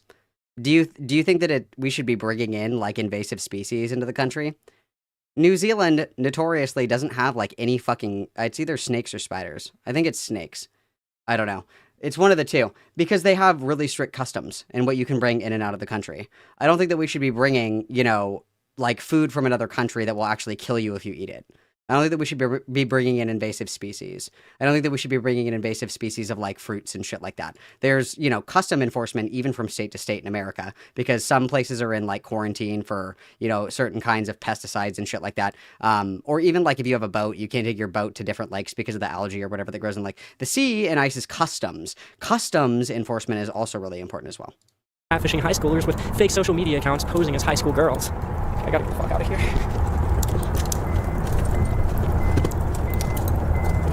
We gotta get the fuck out of here, guys. sorry, I got a little bit political there. Point is, when we start looking past the ideal that we were all sold on, the American dream, and start looking at the actual material conditions that we exist in, a whole lot of how our society is structured stops making sense. The closer that we look at these material conditions, the more sense it makes to gut so many of these useless jobs, force corporations to pay their fair share of taxes for the power that they wield, and instill a universal basic income, where everybody gets the money that they need to rent out one of those apartments, which have enough vacancies to house every homeless person in America more than 18 times over. If the landlords respond to this by trying to jack up the price of rent past what the UBI can cover, just don't let them. It's that simple. Just don't let them do that obviously evil thing. Yeah, just don't let them Although do it. really, the closer we look at universal basic income and the folks that would benefit, the more that we have to acknowledge that this whole money thing has kind of failed completely. Money is nothing but an arbitrary standard. Everything should be free. We should go back to trading different things. I'm gonna weave baskets, and somebody else hunts, and I'll trade my baskets from me. Let's do that. I like that. That we use to justify facts like there being, I'm going to say this again, 18 times more vacant apartments than there are homeless people in the country. Money is nothing but a tool to keep people like you and me from having a place at the same table as our equally human, equally fallible, equally hungry, but disproportionately powerful brothers and sisters. Is it better to pay people to do nothing or to pay people to do harm? If we can afford the latter, surely we can afford the former. One last question, though, to end this off. One more. Why, oh why, oh why, do so many of us sneak off into the high school bathroom, hit that digital spliff that is American exceptionalism, buy into the Well, I actually didn't have dab pens when I was in high school. We had analog weed, actually, but American dream and end up wasting our lives at a metaverse Chipotle? wow, that's brave. This bitch is so stupid. Oh my god. Kaiji for the 2. That's why Florida has a huge problem with iguanas. True. And then we have mac and cheese. My first super late chat. Hee hee. Anyway, how full of yourself do you have to be to decide the worth of any job when you run a mediocre, shitty YouTube channel? Completely agree. Completely agree. Double witness, you guys. That's very beautiful, very stunning, and very brave. No, it's because she has like a surface level understanding to everything, because like you can make criticisms of a lot of these different systems that make complete sense. And something that's worth criticizing, of course. But part of the problem again is that we just want to endlessly criticize things. We don't really want to offer any tangible solutions because, believe it or not, just give people money for free is not a solution. Okay, that's never going to happen. We do have to be pragmatic. The idealistic and romantic nature of certain communist philosophies always falls flat on its fucking face, because it's very important to dream, you guys, but it's also important to have a relative understanding of where you're going to land with your dreams. And we are never going to live in a society where you can just do whatever the fuck you want whenever you want at any given point in time. Okay, we have to operate within the system the way that it exists, try to make changes. If there was a Vanguard revolution, hell yeah, dude, like, let's go. Yes, I completely agree, whatever. Unless you're the one that's going to start it, we have to start looking at practical applications of being able to function in the system as it exists right now. And Leadhead is fundamentally incapable of doing that, which is very sad. You guys, we are ready for the Rose Malay conversation. I just have to go piss girly pop really quick, and then we'll be right back and we will do that, okay? Give me 5 and I'll pull you. I do not dream of labor. I love my job, dude. I love work. I love it. I love slaving away. All right, everybody behave. I will be right back. And then we're going to do some Rose Malay content, okay? Delicious wing. I'll be right back.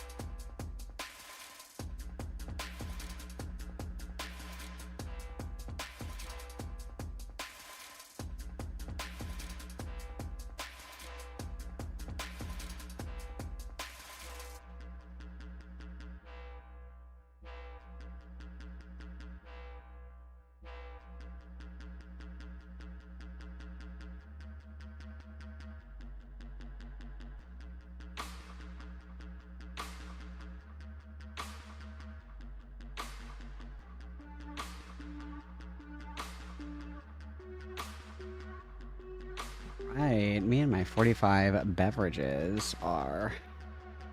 There you go. Let me make sure that this is the right settings because last time I did this, I had the wrong audio settings. Okay. Would you guys like key jangling? Should we do key jangling? Let's do some key jangling for you guys.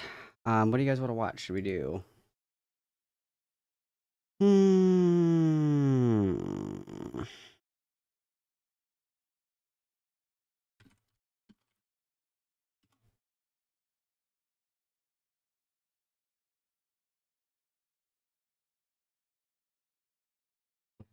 Um,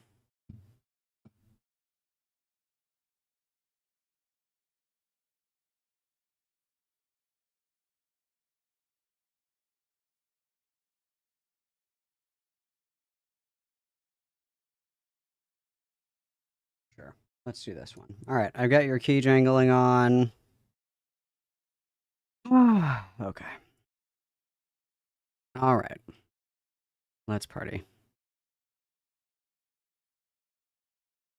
You need to correct the record. Yes, Barbie, what can I do for you? I don't know if this is or not. I don't know what this is, but I love whenever Leadhead decides to dabble in my historical areas of expertise because this dumb, aggressively playing bitch doesn't know jack from shit. That is not what the Tuskegee syphilis study was or did. What it was is the public health department wanted a study at a historically black college in Alabama, the Tuskegee University. There, they took 600 impoverished black sharecroppers with latent syphilis and then a other control group.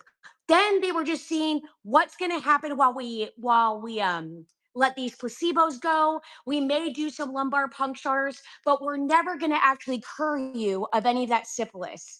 So we knew the cure for syphilis in the 1920s. No, they just wanted to see And what it it was would do if it was untreated, yeah. Yeah, by the time in 1945, it was widespread to use penicillin to kill syphilis.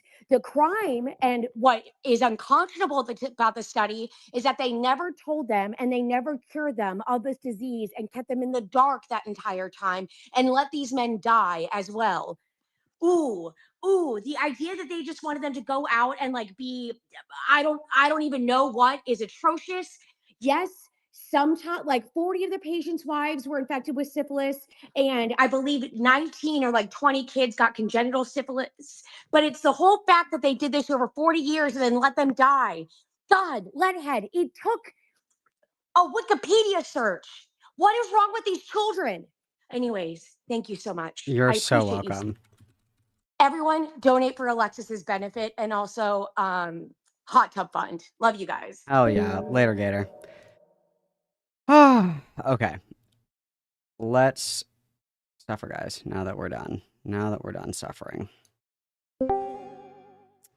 Yellow, yellow. Can you hear me okay? Yes, can you hear me? Yes, I can hear you. Okay, thank you for having me. Absolutely. Really quick for people that don't know who Ninetales is. What has it been? It's been like five or 6 years. Has it really been that long? Yeah, it's never. It always feels like less. Just say I'm a debater, I guess. Yeah, I don't from really upload content at the. I don't upload content at the moment because I don't feel like my audience cares about debate, if I even have an audience. no, yeah, it's been it's like old Twitch poll stuff, so it's been quite a long time. Quite a long time. Have you been? I'm all right. I'm all right. How are you? Live, laugh, loving. Live, laugh, loving, you know? Live, Okay, laugh, cool. loving. So what's the hot goss? Oh, are we live right now? Because I had the stream on in the background and there's a huge delay. So I Yeah. thought you were talking to me before. Oh, Okay. no, we're good. I think this all just started because I was in your chat and I was just taking issue with, or sorry, in your comments, not your chat, and I was taking issue with the idea that I would never have heard of Rose Malay if people weren't trying to make her into a lol cow, and this sort of exposure is the only reason she even seems like she's a thing. I'm pretty sure she would just disappear out of obscurity if people weren't trying to make her into that.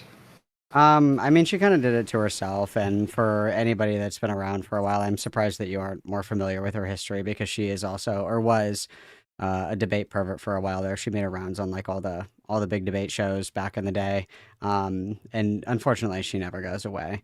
And I mean, I understand that it's kind of like a double pronged approach where it's like giving her attention is obviously feeding the cycle, but I don't know. I think it's frustrating that she continues to like kind of I don't know. She worms her way into different communities, and she's like, "Oh, it's just me, haha, silly goofy girl.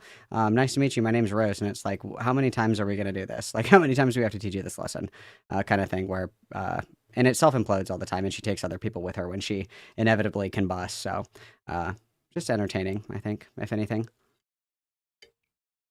Sure. And if your point is to make entertainment, then maybe I came in a little bit too hot from the wrong direction. However, I do think maybe a part of you cares about how the trans community looks online. Is that correct? Not as much anymore. I guess maybe if you would have asked me a while ago, I would say, yeah, I Okay. care a little bit more, but not really anymore. Okay, I think I interpreted your content, and this might just be me. Like, I don't follow any of this drama, so it is just like sometimes I glance at it and it's like, first impressions type stuff. But it does seem like you're trying to almost police other trans people's behavior. Does that make sense? Yeah, with Rose specifically, like I said, I don't. It depends on how familiar you are with her content. Back when she was like a little bit less bombastic, and before a lot of people knew like the kind of shit that she was saying on her Twitter and things like that, like she would do trans medicalism debate. I debated her on trans medicalism. She back when Xander Hall went by Pig Puncher, she would debate about that. She debated a lot about how like femboys and drag queens are ruining the perception of the trans community, and it should be a social taboo for men to wear women's clothes and shit like that or whatever. And she used to go really hard on the idea that if you didn't get bottom surgery, you weren't actually trans like her because she's the ultimate true transgender or whatever the fuck. And then screenshots leaked that she lied that she's never even had any surgery because she's scared of anesthesia. So I mean, it comes into play when that's something that she's used to attack other people before. That's really the only reason that I brought it up.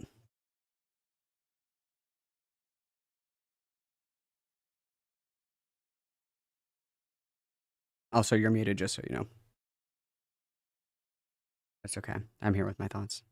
Sorry, I had to do that because of the ambiance of my building. Oh, it's all right. But yeah, so if she's recurring and getting clout, like people are giving her attention and don't seem to realize this about her, then by all means criticize her. I think one of the things is though, it's like there's something called the normie exposure threshold, or at least that's what Vivian Wolf calls it. There might be a more technical name. Have you heard of that?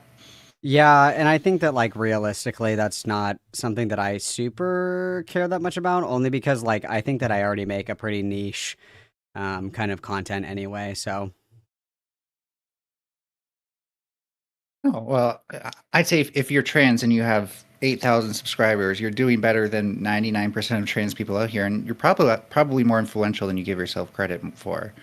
And my thing is like we both know that like if someone from the quote unquote, I'm just saying this to be general, the opposition sees this, they're just going to take it as, oh, look at this stupid trans person, right? They're not going to take it as, oh, here's the side of the trans community that wants trans people to do better. You're basically just giving them the fodder they want to throw at trans people. So I see this as something where you have to be you either just have to put this aside and be like, if she makes an embarrassment of herself, we just need to make sure people know that doesn't reflect on us. Or you have to be basically a journalist with journalistic standards to cover this in a way that isn't giving them that sort of leeway or as much. yeah, I just don't really care about that anymore. Like I said, if you would have caught me, a couple of years ago, I would have a lot more, like, I guess, positive sentiments or like agreeable sentiments to that general criticism, but I don't care. I don't care that Rose is trans, and it matters not to me if that because Sure. she's trans that I'll stop somehow. mentioning that. No. I just mean like in general because I have Yeah. gotten the criticism before where it's like, oh well, I don't. Do you know who? I'm sure you know who Eli Ehrlich is. No, actually, I'm not like big on following people around here because I forget names very easily. Oh, you're good. She's like a trans woman. She's a journalist or whatever. And there was a while there where she was getting Okay. like super harassed by people on the right wing. But conveniently at the time that that was happening, it came out that she was actually like raping trans men. And everybody was like, "Don't talk about it. Don't talk about it. We can't talk about it right now, because like they're going after her on this side." And it's like I don't agree with that. I don't really care if people Oh are yeah, getting heat I or hate shit when for people do anything. that for Yeah. sure. Yeah. So I mean, I don't necessarily care if it gives people like bad exposure. I don't really care about that. That's not really something that I consider. So is it fair to say that like your coverage of Rose is uh, kind of uh, fan service, but your for service to your fans, but also kind of like for entertainment purposes? Oh yeah, 100%. It's like all drama slop. That's pretty much all I do now. So I think that there's an inherent issue with that when it comes to the fact that you do actually represent the trans community, and it's that we're not supposed to be entertainments for people. For one thing, this I feel like a lot of the content I have seen relies on a default mode of normativity, and that kind of puts you at risk. I'm not saying I know for sure you do this, but puts you at risk at purveying normative violence. Is everything I'm saying so far, is that clear? No, I know what you're getting at. I don't I just don't agree with it because I think that like over the years I would say that being trans is probably the least interesting thing about me, and I don't fucking care about it at all anymore. So Fair enough. I don't really ever platform myself as like a trans streamer outside of like a joke or like sometimes I'll say like, oh, I'm pulling out the minority card, I'm gonna win this argument like as a joke, but I don't put any stock into the idea of like quote unquote being a representative of the trans community. And you can make the argument sure that like people will perceive me that way regardless of like what my intention is or like what my value is to that statement. But it's just not something that I don't really care how other people see me as like being representation or not. I don't care. Yeah, and fair enough. And I'm not going to tell you, oh, it needs to be your identity or you need to wear it like your heart on your sleeve over it or anything like that. But I think I am actually going to say that like it's not just that you're trans and you're streaming that makes people perceive you as a trans streamer. It's that you're constantly criticizing trans people. Your content is about trans people, and when it's potentially, because again, I'm not gonna I couldn't lay down a case for the fact that you do subjugate other trans people, but when you're already doing that, uh, there's a risk that you run of subjugating trans people by tokenizing trans people who do fit the normative mold, do fit what cisgender people tend to want from us, while criticizing people who don't, much the same way the right wing actually does. I've met plenty of right wing people who are like, I'm fine with trans people doing what they want, but have you ever seen what they look like when they try to pass? And those sort of things, I see a lot of parallels with your Sure. content. I mean, I'm sure that like a lot of the content that you've consumed has been like the trans related stuff, but there's plenty of other people that I cover as well. Like Lewis McClung isn't trans. I love Kim Possible a lot isn't Mhm. trans. Lyle Convoy in Praise of Shadows. Jar. Who else is in here? Diari Yaps. Morale. Just like kind of going through. Like there are certainly individuals that like are in my opinion worth kind of covering from a drama perspective that are trans. But I wouldn't say that primarily I go after trans people. And I guess you could make the argument that it's a Fair distinction, not enough. a difference, that I do it enough that, that's kind of the general impression. And it's just something that I don't particularly like care that much about. And by the way, it's totally possible that you don't do that as your primary thing because I'm not keeping score in my head, but it probably does stand out to me when it's a trans streamer and you're criticizing them. So it could be my own Sure. bias as well. Um, I do think it's possible that if I'm seeing that, then other people will. And if we're being honest, I wouldn't say it doesn't matter that you're not left because you've already admitted that you've done slop. So I'll stop going there. But I think one of the things is, if you were to acknowledge the power you do have, it would be Rose could be much more obscure if you didn't cover her at this point. You have covered her, and so you've made your mark. But there's also a point where you need to let sleeping dogs die, and you're probably sustaining her much more than she is. I would argue that that's much more like Beckett than because I was tangentially related in that. The only reason that I asked to go onto that podcast, excuse me, was because she was fucking lying. And I was like, somebody needs to say something, and Beckett wasn't being as aggressive as I wanted him to be. But that was drama that she started with Beckett. And if you follow any of the stuff that's going on with her right now, it's like a blip on the radar because it's Beckett, it's Falgi. These are the people that are really going at her, and I would argue that that's like much more of the coverage of her, and even Oh, historically, before when I talked about Rose, or when I did talk to Rose, I was significantly smaller than I am now. When the coverage that she was like, the direct competitive coverage was like Chud Logic and Nicholas DeOrio and shit like that. So I mean, there's like a significant chasm, and I guess you could say that like my audience specifically perhaps has been exposed to Rose, but anybody that has followed me for a while knows that I've talked to Rose before, and they know how I feel about her. So. Malcolm, if I ever do have panels, I do hope you're there because you're literally a step ahead of me every time. Yeah, no, I think this is one of those things where, for me, and I know I'm starting to just sound like a bitchy fan or whatever, and Oh I'm no, no, sorry. no, you're fine. I will try. But for me, I don't follow Beckett. I don't follow any of those people you just mentioned. I follow you, and so my media diet, the only person in my media diet who mentions Rose is you. So as Sure. far as your fans are concerned, that is part of it. Um, I think you're good at criticizing people, by the way. I actually, in the last video, I would have taken some issues at certain point because I don't think the person was saying just to give people stuff for free, but that's a side point. Sure. And so I do hope, you feel like you can stay around and do this stuff, but you know, maybe we don't need as many people policing trans people externally, because I agree that we need to police trans people internally. It's in fact our job to do that, not the job of the cisgender majority. Sure, I agree with that.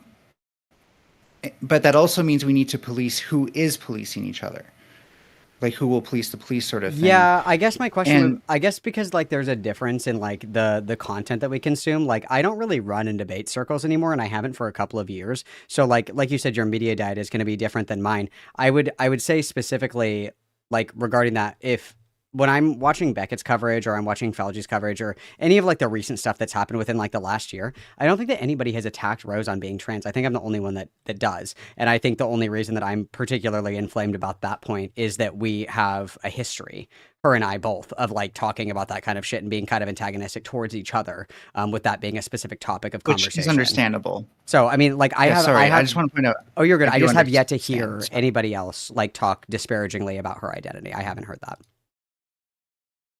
Oh yeah, no, this isn't so much. I guess like what I was saying with the whole policing ourselves as the police kind of thing is, um, I just hope you're being mindful of how it does give other sides ammo. Sure, it definitely Or, can. or for example, it doesn't seem like this is happening, but if I was in your shoes, I would at least be worried. Like, oh, what if me criticizing her as a trans person makes people who aren't trans feel like they can now, sort of thing. But I also do get it. Like, if you've dealt with someone who's had strong biomedicalist takes, then I do get that. Sure, yeah. I mean, I guess it's just like one of those things where I think that, God, I can't remember when it was. I think it was like last year you asked if I wanted to do a debate, but like I just don't really do that kind of content Yeah. anymore. It's more so like drama coverage and stuff. And obviously there's kind of like a hyperbolic, like, it's like exaggerated. A lot of it is, because it's entertainment at the end of the day. But I don't have any like strong feelings either way, because the reason that I go in on Rose on that specifically is because of her history, and I do my best to like caveat that, because I understand, but I also haven't heard anybody like disparage her because of her identity that isn't trans. So at least for the people that are involved right now, I haven't heard that. And if people are saying that, I would say like, hey, like that, like that's kind of fucked up. That doesn't really have anything to do with this, of course. But yeah, it's quite a drastic difference from what I used to do, and I'm sure what you're more familiar with what I used to do. So it's just a different Sure. Yeah. type of content now. And yeah, if you feel like it's personal and stuff, then I can't tell you not to do it. You do drama content. You're self-aware about it, so I have nothing to criticize you on there. I think it's just, I was starting to get a bit uneasy, just from my own ignorant point of view, and so I do appreciate that you've taken the time to talk to me about it. I still don't know where I stand totally on if you should cover her and give her more attention or not. But if the point that you're saying about Beckett covering her more and stuff anyways is true, then I can't really argue with that. That's a good point. Like you probably are just adding on to that, not really starting it. So Yeah, because I would agree you if I know, was like going out of my because this was something that I just saw was happening, and then I saw like live in 4K her kind of doing her rinse and repeat, and I was like, hang on a second, that's not true. I would like to speak. But it was around the whole fight started because it was Beckett's channel got like copyright struck or whatever, and then she was like, no, I agree, like Beckett should like lose his channel, essentially, very condensed version. And then somebody asked if she would go and give an interview on that, and then Beckett called in to talk to her, and then she was, do it, and I was listening to it, and I was like, oh, I'd like to jump in. So it was more so like that was the drama. I don't think that I've ever really instigated drama with Rose Malay. She just kind of like drama becomes her. sure. And I'm not. I don't know if you've noticed, but I haven't defended her once in anything I've said. No, you're fine. I'm far. I'm far from a fan. I hope that there's at least some like I said, you're doing the drama content. This isn't real. You're not trying to be the speaker of trans people, which is fine. You don't have to be. And so when I first came in here, it was kind of under the assumption that you are at least trying to be a representative. But if you've just given up on that, then my pleas to be mindful about your impact, stuff like that, probably are going to fall on deaf ears. So what I was going to say is more for the activisty type of trans person, Sure. and I can see how that won't mean much to you. Sure. Yeah. I mean, it's just it's been quite a significant shift, and it's not really something that I really pay lip service to anymore. So I can understand how Fair enough. like previously there was like a different understanding that you probably had of like the kind of stuff that I did online, and then seeing something just kind of flashbang you out of the blue of like this is like a complete fucking 180. What the fuck is going on? I can totally understand that. So it's no I skin don't off my even nose. think it was that. I might just have a bit of a bias where I see a trans YouTuber and I'm thinking like, oh, they're trying to stand up for trans people in some way. Sure. So it might be from my end too. Well, I think that's kind of what we were all doing like 5 years ago, like 5 or so years ago. I think that's kind of what we Sure. were all Yeah. trying to do. So, yeah, it's been quite a while. So I And understand. you're probably ahead of me of being like, you know what, I just don't give a shit. And No, yeah, so. I wasn't in here thinking like, oh, I'm going to destroy Malcolm or whatever. I was hoping we could come to a point of understanding. I feel like that has happened. At least I understand now that I can't force you to do anything differently in this case, or probably even convince you, and that's okay. No, for sure. And like I said, it's no big deal. Like I totally get it. It's been a long Oh, time, and it is definitely jarring for people that are familiar I with can't like hear my you older. if you're responding. Oh fuck, is that me? Oh shit. Hang on. Okay, cool. Oh, there we go. Sorry, I was saying. No, I understand obviously that if you kind of just like wandered back into my content, like if you subscribed to me like 2 years ago and then you just now like checked up on me, you'd be like, what is happening right now? Like I get that. That's totally fine. Cool. Well, thank you for having me. I'm not going to take up any more of your time, and let you get back to your stream. No problem at all. Have a great rest of your day and good to hear from you. I'm glad that you're doing well. Yeah, same. You as well. Later, Gator. Bye. Oh, fuck. I just left my own. No, I want to go back. Take me back. Oh, shit.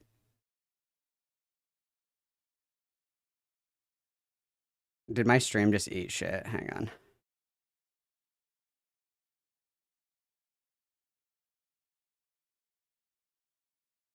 What the fuck? Am I eating shit right now?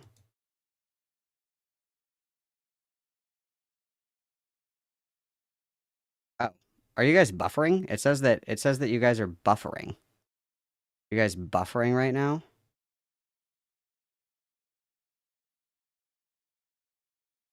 I'm good? Okay, so it's just lying to me. Oh, okay. Because I got a pop-up and it was like, your shit is fucked! Your shit is fucked! You're dying! You're literally gonna die right now! Thanks. Thanks. I don't know Can I make this go away? It's very threatening. I don't like it. It's very threatening. Very threatening. Hi, Rose. How are you? I hope that you're having a great day, Rose. I hope that you're having a great day. I hope that you're live, laugh, loving, my friend. I hope that you're live, laugh, loving. Never change, okay? Never change. Never change. No, I know Ninetales from years and years and years ago. Like I'm talking like 2019, like pandemic level shit. Okay, pandemic level shit. Back in the day when I took very seriously internet debates, like probably too seriously for my own good. I was not having a good time. But like I could totally understand why somebody who subscribed to me like 2 years ago just now revisited my content and was like, "Holy fuck, what just happened?" That makes sense to me. And nonetheless, I appreciate the conversation, but I just, being trans is like the most boring, like mundane, least interesting thing about me. So I don't know, I don't put any stock into that. And if people are like, "Wow, Malcolm's a representation for the trans community," that says a lot more about you than it says about me because I'm just trying to like live, laugh, love, girly pop. I'm just trying to live, laugh, love, girly pop. You know what I mean? That's all. That's all. That is all. It's been a long time since I've talked to Ninetales, but I appreciate her criticisms nonetheless. It just isn't really applicable criticism anymore because I'm not doing what I used to do on the internet. There's some of you guys, Rowan's in here. I think Rowan's probably like the only one. For you guys who have been around for a long time, I used to be ultra woke and I used to love talking about, trans stuff and trans rights and trans advocacy and blah, blah, blah, blah, blah, and debating trans. It was like, it was a lot. It was a lot. And that's why I took a huge fat fucking break from streaming is because it was just boring. It was soul sucking. It was stupid. I got burnt out on it and I don't care anymore. Like being trans is such a minute part of my life that I don't care to make it the focal point of my content anymore. It's pretty fucking irrelevant to my life these days. So that's just how I feel. That's just how I feel, That's just how I feel about it. And I completely understand and respect that Ninetales used to watch my woker content and was like, "What just happened?" Totally makes sense. Totally makes sense to me. I'm not super worried about it.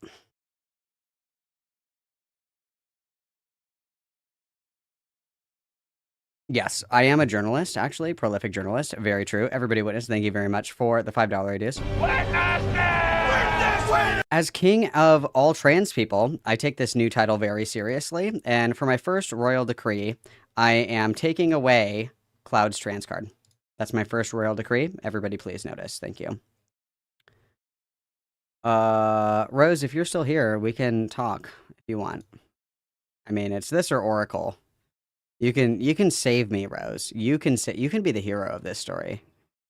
You're always the villain, but today you have the opportunity to be the hero, Rose. You can save us from Oracle content. You can save us from Oracle if you want. Rose is in the Discord. She is welcome to wander in anytime that she likes into the stream call-ins, and we can talk. That is completely fine. That is completely fine. That is completely fine. Well, Asteria, you have to remember that 2019 was a different time on the internet. You have to remember that 5 or 6 years in internet years is like 27 people years, is 27 in real life years. So it's been colossal reorganizations of the way that people engage with online spaces. It's very, very different than it was. And so back in the day, if that is your impression of me, like none of you guys know old Malcolm. If you guys teleported back to 2019 and you watched my content, it would be completely fucking unrecognizable to you. You wouldn't understand it at all. It's very, very different from what I do now. And obviously people that know me from back then, know me a little bit differently. So, and that's okay. That's fine. I'm happy to clarify. So, it's okay. We're okay. Not everything has to be blood sports, you guys. Sometimes we can just talk, and that's okay. Sometimes we can just chat, and that is okay. Completely fine. That is completely fine. Yeah, Kaylee, the Calvin Guerra thing. Yeah, it's completely different. Yep, way back when we were doing Calvin Guerra debates, we were doing trans panels like every week. Very woke, very progressive. Yep, that's... we've come quite a long way, guys. No, sometimes I step on the gas a little too hard. It's okay. Sometimes we have to course correct. It's okay. It's just different. It's just different than what I used to do. It's just what I used to do.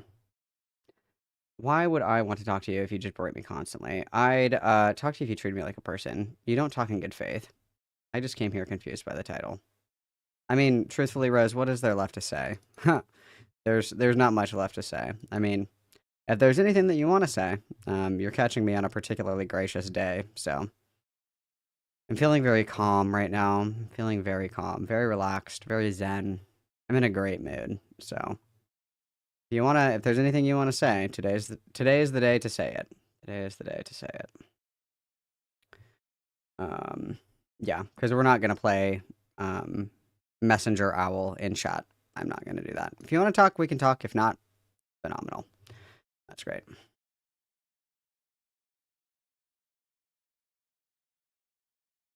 Ha! No, yeah, my old content was a little bit too woke. Can we do a stream where you act like we're reacting to this old guy, this old Malcolm? What are some of my oldest videos? What are some of my oldest videos?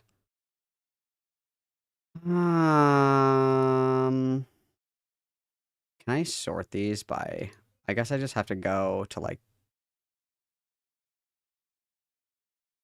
I don't know if it'll let me just, like, skip all the way back. No, I have to go page by page by page. God, that's so annoying. That's crazy. So what do we have here? If I keep going back... Let's go back a little further, shall we? It's, like, right here.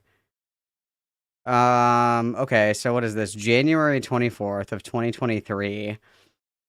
Me and Mix Vivian Wolf debated Rose Malay. Mix Vivian Wolf. I haven't heard that name in years. That was crazy. That was crazy. What else we got in here? Here's the Rose Malay trans medicalist debate. That was interesting. I read Irreversible Damage on stream. That was probably some of my more popular content, was reading Irreversible Damage. There was a couple of times that I think it was 1 or 2 times that I talked to Demon Mama about trans shit. Some Calvin Guerra content, Lily Cade, a shit ton of trans debates. A shit ton of trans debates. Debates. Buck Angel being a piece of shit. More trans debates. Trisha Paytas on H3. That was hilarious when she said that she was a trans man. The very first video that I ever uploaded was in 2019, and it was a conversation that I had with a trans medicalist that I found on Tumblr, I think.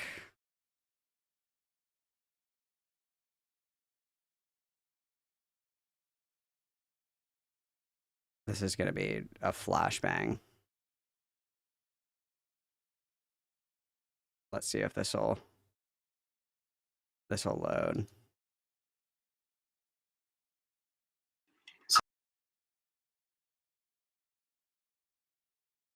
And this was on Skype. You can't see it because my camera is so small. Because I was using fucking Skype. You can't see it. Hang on. There's got to be a video in here where you can see my face. Because young Malcolm had such a nice hairline. Such a nice hairline. Such a wonderful hairline. Miss her. Miss her.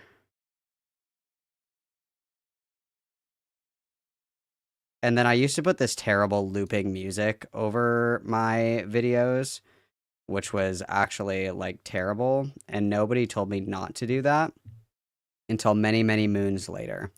It wasn't until much later in me making YouTube videos that everybody was like, don't put looping music over your entire fucking video. Nobody told me not to do that. So, we live and we learn, I suppose. We live and we learn. And my horribly shitty branding, my Star Wars background. Good God, dude. This is terrible. I gotta have a better one in here, I'm sure. This one sucks. Because in all of these, my camera is so fucking tiny because I didn't know what I was doing. Oh, they were so terrible. What's this one?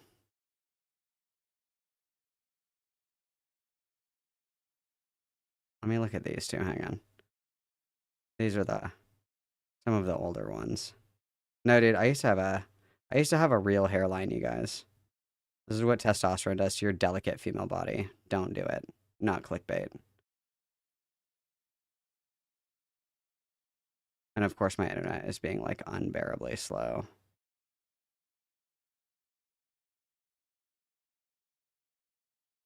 Is there like... Do I just sit in the corner of this whole video? That's so fucking gay of me. Like, look at this. This is crazy. This is crazy. This is from 5 years ago, you guys. 5 years ago. Look at this shit. Look at my fat little fucking face. Look at my little fat face. And look at that hairline. Where'd that hairline go? Miss that. Miss that. I used to be pretty thick. Believe it or not. That's a lie. I just wore all my weight in my face. That's a lie. I just wore all of my weight in my face. What's this one?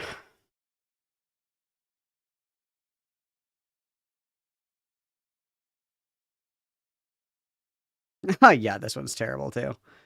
Oh, I miss this hat. I miss this fucking hat, dude. This hat has been to hell and back.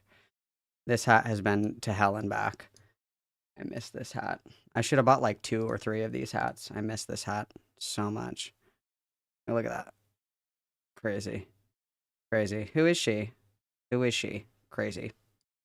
Crazy. Time flies, dude. So weird. So weird to reflexively look back. So weird to reflexively look back. All things change. And we change with them, as they say. As they say.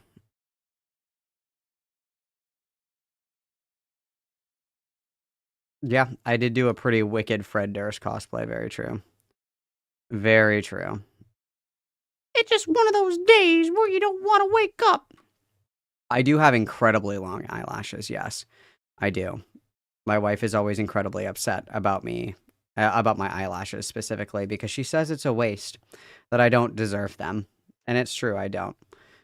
You fucking slap mascara on these bitches, I could fly away. I could fly away. Let me tell ya. Let me tell ya. You know, maybe we can do some extra cringe posting. Hang on. I have ridiculously long eyelashes. Let's see here. I don't think I have any of these old pictures. I mean, I might. I don't know. I'll have to look for them really quick. Let me get up our Oracle tent. Let me queue it up, guys. Let me queue it up. Hang on. I'm getting there.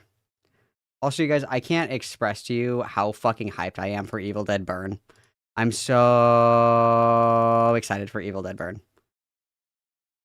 I'm so excited, guys. I literally can't wait for Evil Dead Burn.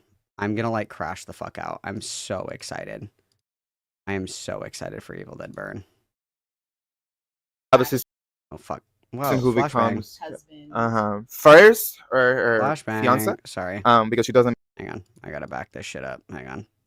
Back it up. Okay, let me put this over here. Hang on. I need to see if I have any of these ancient texts. Hang on.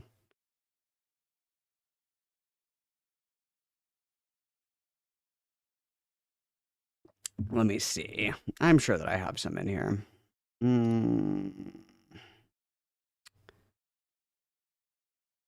I'm sure that I have a few in here.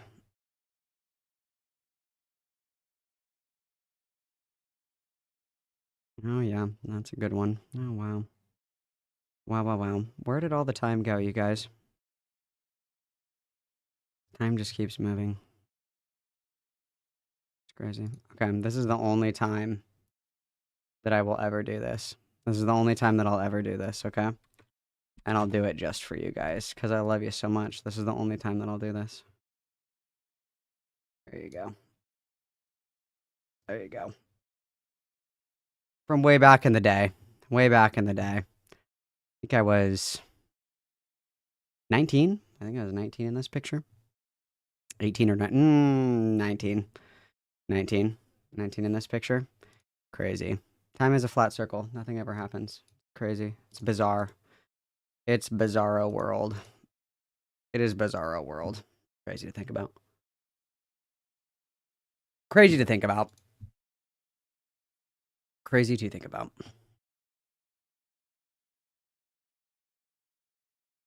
Weird. The whole thing is weird. It's just very weird. It's very weird. I look at old pictures of myself and I'm like, something that's not right there. Something is not right there. Very strange. Okay, we have Oracle 10 on deck, guys. We have Oracle 10 on deck. Yeehaw, girls. Yeehaw, girls. We have our Oracle 10 on deck. This is actually probably like one of the worst videos, I think. This is probably going to be like one of the worst Oracle videos. It's about Poor Things.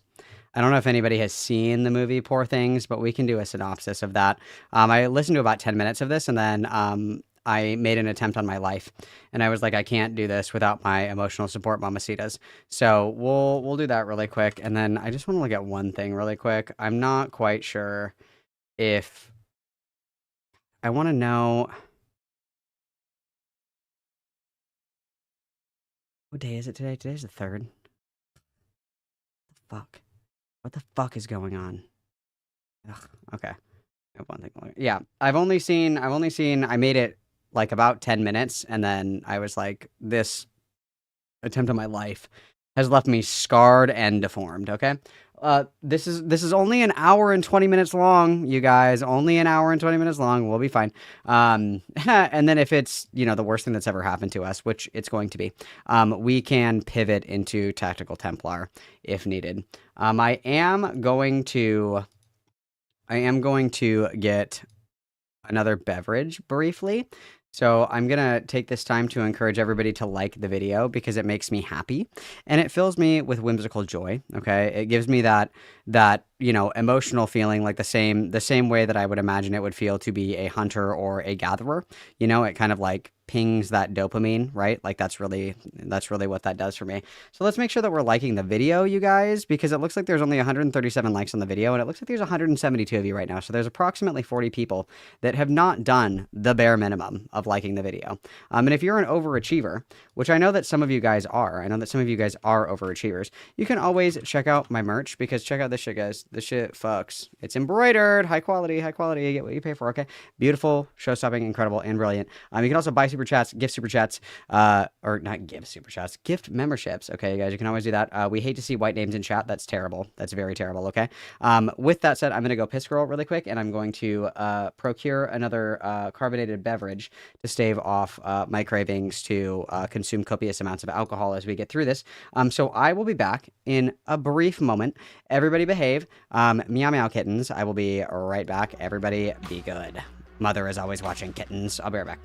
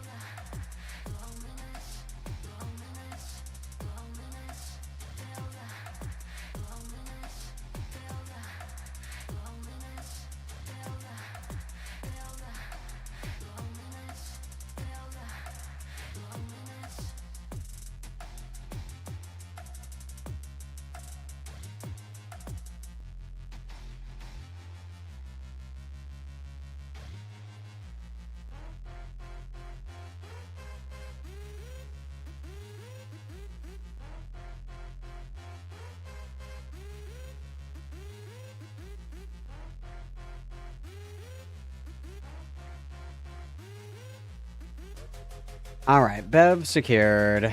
Bev secured. Yeehaw.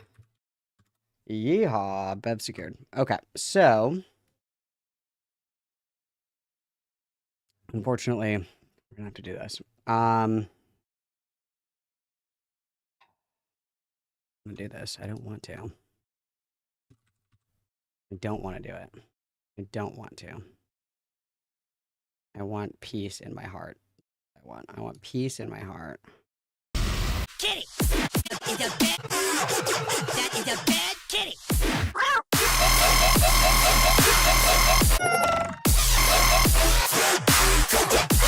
Okay, I'm done. Okay, so all right, so this is Oracle's podcast. Yay. Oracle. We've talked about Oracle before, you guys. Oracle loves talking about age of consent and children's sexual liberation. All around freak. Allegations of being abusive, allegations of being a weird, deranged sex freak. None of these things are surprising, shocking, or new, unfortunately. So this is a review of the movie Poor Things, and that is the one that has Emma Stone in it. And if you've never seen Poor Things, it's a weird movie. It's so basically there's like this Frankenstein doctor kind of guy or whatever the fuck, and he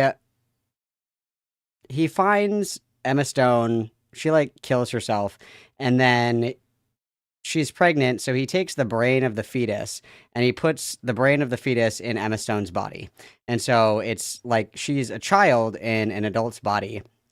And there's like several parts in the film that are like kind of weird because it's basically you could say it's like a feminist movie, I guess. There's a lot of or it's Poor Things, excuse me. Did I say Pretty Things? I keep saying that. But it gets weird. It gets weird because there's like a scene where like she's just like beating her meat like crazy. She's like kimming her possible like nobody's business.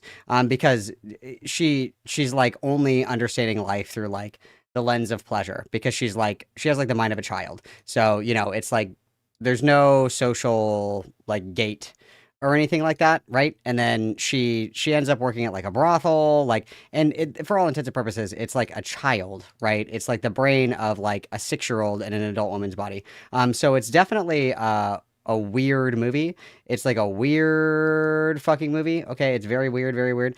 So I'm sure that Oracle has totally normal things to say about this movie. I'm sure, totally normal things. Nothing weird. Nothing weird at all. I'm sure.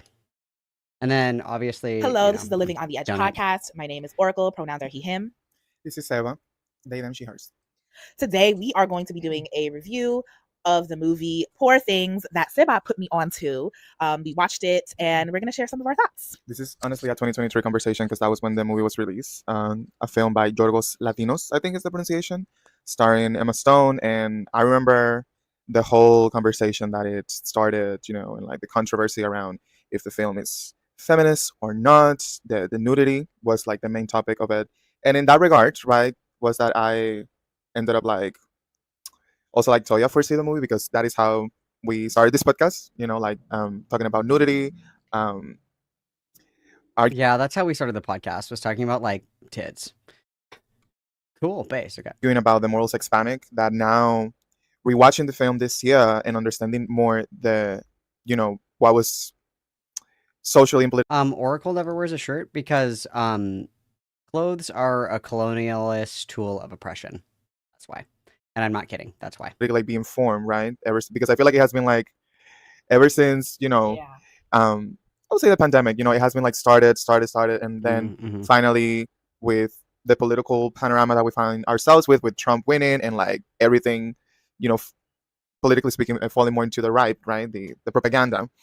And I realized, yeah, it started, this is not a 2025 thing. Like it has been for quite a while. And I think how people were reacting to the film back then in 2023 when it was released was like telling. So it's interesting that we are, at least I am coming back for Toya. That was his first time watching the film like in a cyclical way, right? Like that is how you learn. Like that is how we actually learn to be better as a society, to learn from our history, from our past. And yeah, I think the way that people took the film and the way that the main critique was placed onto the film, like the film, is wrong because it over sexualizes the main character, that is Bella, played by Emma Stone. It's not that the main character is over sexualized. It's because it's like it's like basically everybody's a pedophile. Is basically the problem there. Yeah. Okay. So we've already failed our media literacy understanding of why the film was controversial. And we're finding the same conversations now around sex, sexuality, nudity, right? Sex work, which is this same like pushback, right? For it not to be, seen, for it not to be something even up to discussion. People just don't want to see it. People just don't want to talk about it. And it's like, well, mi amor, we're talking about sex. People sex did is like talk about it, eating. Yeah. Sex is like sex is like eating. You need to eat to live for nourishment, and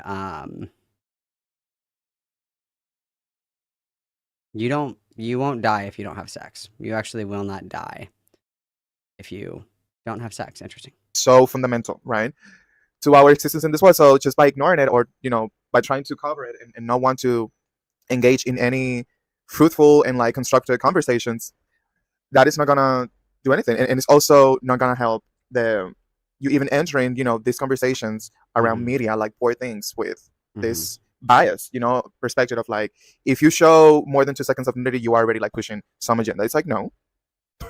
No, it's of course not. It's not like that. But I think like that is what I want to discuss by having Poor Things in the commentary and the general reaction around it. How that is not an innocent attitude, that is actually constructed by systems of oppression like patriarchy, right? Like white supremacy, like colonialism, like modern. Also, the YouTube like fucking gate is so annoying. I'm adding a few of you guys. All that you guys have to do is literally approve funny comments. That's all you guys have to do. That's your only job. Okay? Is just approve funny comments. That's all you guys have to do. Because for whatever fucking reason, I literally I don't understand why the YouTube like filter is so fucking sensitive. Sometimes it will like catch things that say stupid. Like, I'm gonna give a couple of people of wrenches. All you need to do is, if you're not too busy, of course, feel free. But that's like your only job, okay? I know it's crazy. Don't smoke in bed. It's crazy how sensitive it is. I'm doing it too. There's how many of us are doing this at the same time? It's crazy. Coloniality that has created. You did miss the Rose visitation. We are all of Malcord is haunted by a specter.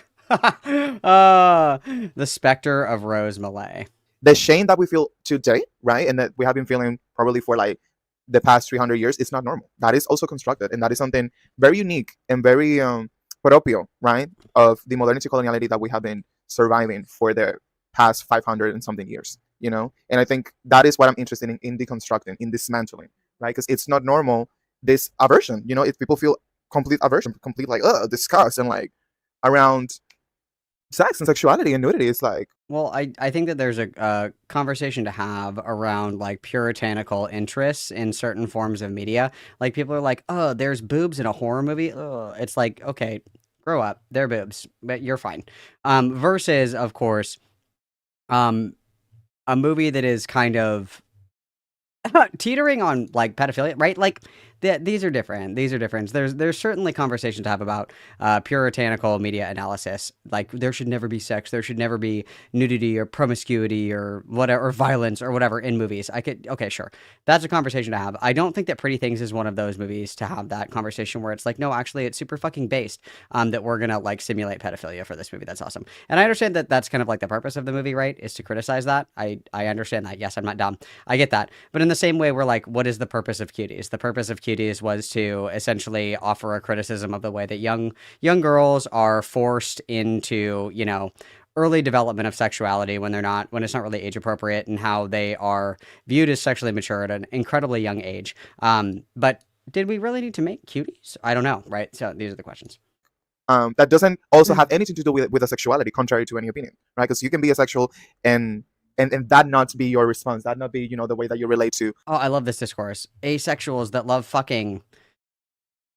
Yes. Hell yeah. That kind of media. Like, let's not conflate those two things either. Yeah. But you should tell us more about the film for the people that haven't seen it. Like, what? No, you're 100% right, Brett. This is like the Gypsy Rose Blanchard thing, where Dee Dee's like squeezing the shit out of her hand when they're doing interviews every time that Gypsy says something not right. It's kind of like a hostage situation. I think it's a hostage situation personally. Also had a great idea for a Halloween costume that nobody wanted to do. Gypsy Rose Blanchard and Dee Dee. I think that would be an awesome Halloween costume. Nobody liked it. I was like, you guys are zero fucking fun. I've been practicing my Patricia Arquette Dee Dee impression. Gypsy! Gypsy! Gypsy! I've been practicing. So I was ready. I was ready to do the Gypsy Rose Blanchard Halloween costume, but nobody wanted to do it with me. You know, the gist of it, what is it about? Probably it's going to have some spoilers, probably not. But again, this is a 2023 conversation, so I'm pretty sure you already watched the film. So the premise of the film is that there is a doctor, Dr. Godwin, God for short, and he is a scientist. And he comes across the body of a woman in a river, and she is on the verge of death. And he takes her body, he brings it back to his lab, and he reanimates her. But before he reanimates her, he realizes that she is with child, she's pregnant. And so she takes her baby's brain and transplants the baby's brain into Bella's body. Bella is a grown woman. And of course names her Bella and raises Bella as an experiment. And the point of his experiment is he is trying to document just like human behavior and development. And so we get to witness Bella as she learns about the world around her, as she learns about her own body, as she develops relationships with other people. And yeah. And the criticism, of course, is that they're all exploitative in nature because they take advantage of like the innocence or the lack of social understanding to a lot of these things, right? Like that's kind of the criticism of it, is that because like even the people that do know that Emma Stone has like the brain of a baby, even the people that do know that don't correct that behavior. They reward it and they indulge in it, right? Like that's the criticism, of course, is that like with normally like developmentally there are things that kids do that are like inappropriate, and pedophiles indulge in that and reward it, right? Normal people are like, no, actually we don't do that, because kids are naturally curious, and kids like naturally like don't understand that like you can't touch a saw like while it's going, like you can't just like touch a table saw while it's on. They don't understand that you can't do a backflip off of a 2-story roof. They don't understand pretty much anything. Kids are pretty dumb, but like, you know what I mean? The criticism, of course, is that people are like taking advantage of like the pure innocent curiosity, right? That's kind of the criticism. Yeah, that is really the premise of the film. I think that the sex in the film is... It is an adult actor, Caramelized Onions. It's Emma Stone. It's Emma Stone, but she has a baby brain. Really tangential to the main point of the film, which is that we get to really witness a human being as it develops in a sort of like gothic, like fantasy kind of way. Exactly, yeah. But still human development at the end of the day. So the main point of tension in the film is that Bella is a grown person with the brain of a child. And that correct. Caused a lot of controversy. And yeah, we're going to talk about that. I wonder if we're going to get into the intricacies and nuances of how people with intellectual or developmental disabilities are able to offer informed consent. I think that that's a good way to like kind of look at the movie as well. If you want to have like a serious conversation about this, I think that this is a really good conversation to have, where it's like like this is obviously a pretty outdated way to talk about people with intellectual disabilities or developmentally delayed people, but it's like, you know, they're colloquially understood to have like the quote unquote mind of a child, right? So for certain individuals, their agency is drastically diminished, and their ability to consent to things like this are called into question. That's actually a really interesting question. I wonder if we're gonna talk about that. Maybe I don't know. We'll see. For me, the presentation of this adult person with a human brain has many interpretations. Adult person with a child. Oh yeah, an adult person with a child brain has many interpretations for me. First, I was seeing this through the lens of, you know, disability, and how people treat disabled people, especially those of us who are developmentally or intellectually disabled, where we may, you know, have the physicality of an adult, but experience, you know, developmental. Wow, I didn't make it this far. This is awesome. Delays, I predicted delays, the future, et cetera, et cetera. And we run into the problem, or I would say that the problem is ableism, but the problem of ableism is the fact that people have this desire to like infantilize Bella, and that was extremely relatable. It's not that she's infantilized. She literally has the mind of a child. Like, she's literally a child. She's just in a grown up body. And there is a conversation, of course, around the idea of infantilizing adults that have intellectual disabilities, but we also have to take into consideration that those are vulnerable populations that ought to be protected. And in doing so, we need to make sure that people have the capacity to understand what they're consenting to, and then also being mindful that people don't have pure intentions always. And so somebody may see somebody who has diminished capacity and want to take advantage of that, right? Like, that's part of it as well. To me. Well, I agree. Being a child is to be disabled, right? Like, to be disabled is to be a child. You know, they're one and the same, I guess. All children are disabled based. Because of the ways that I have been infantilized as a disabled person and how my needs and desires weren't taken seriously, and that people felt like they could make decisions for me. You could also see this as a critique of patriarchy and how patriarchy treats women and children, again, similarly to disabled people, as objects to be controlled and managed, and who don't have the right to self-actualize, make decisions on their own, think for themselves, et cetera, et cetera. So we're going to discuss this from that perspective, from a disability justice perspective, but also from the perspective of, like Seba said before, really critiquing patriarchy and attempting to dismantle it. Well, not patriarchy, the system, but you know. You guys, I'm going to dismantle patriarchy with this YouTube video. Watch. The how do I say this? The ideology. The ideology, right? I think also the fact that sex work is very central to the story says a lot about the sex work is essential to the story in a way that I think that we're gonna miss pretty severely. Because, like, so what ends up happening is, for some reason or another, they are like totally fucked it out of money. I think they were like betting it or something. I don't remember, but they don't have any money, and so Emma Stone's character goes to work in a brothel to make money with the mind of a child. So it's not even necessarily like from the angle of sex work. I mean, I guess you could technically, I mean, you could art bro fucking anything, right? Like, you can art bro it into whatever the fuck you want. But like, I don't know it. I don't know if we're gonna have a good take on this. I don't think.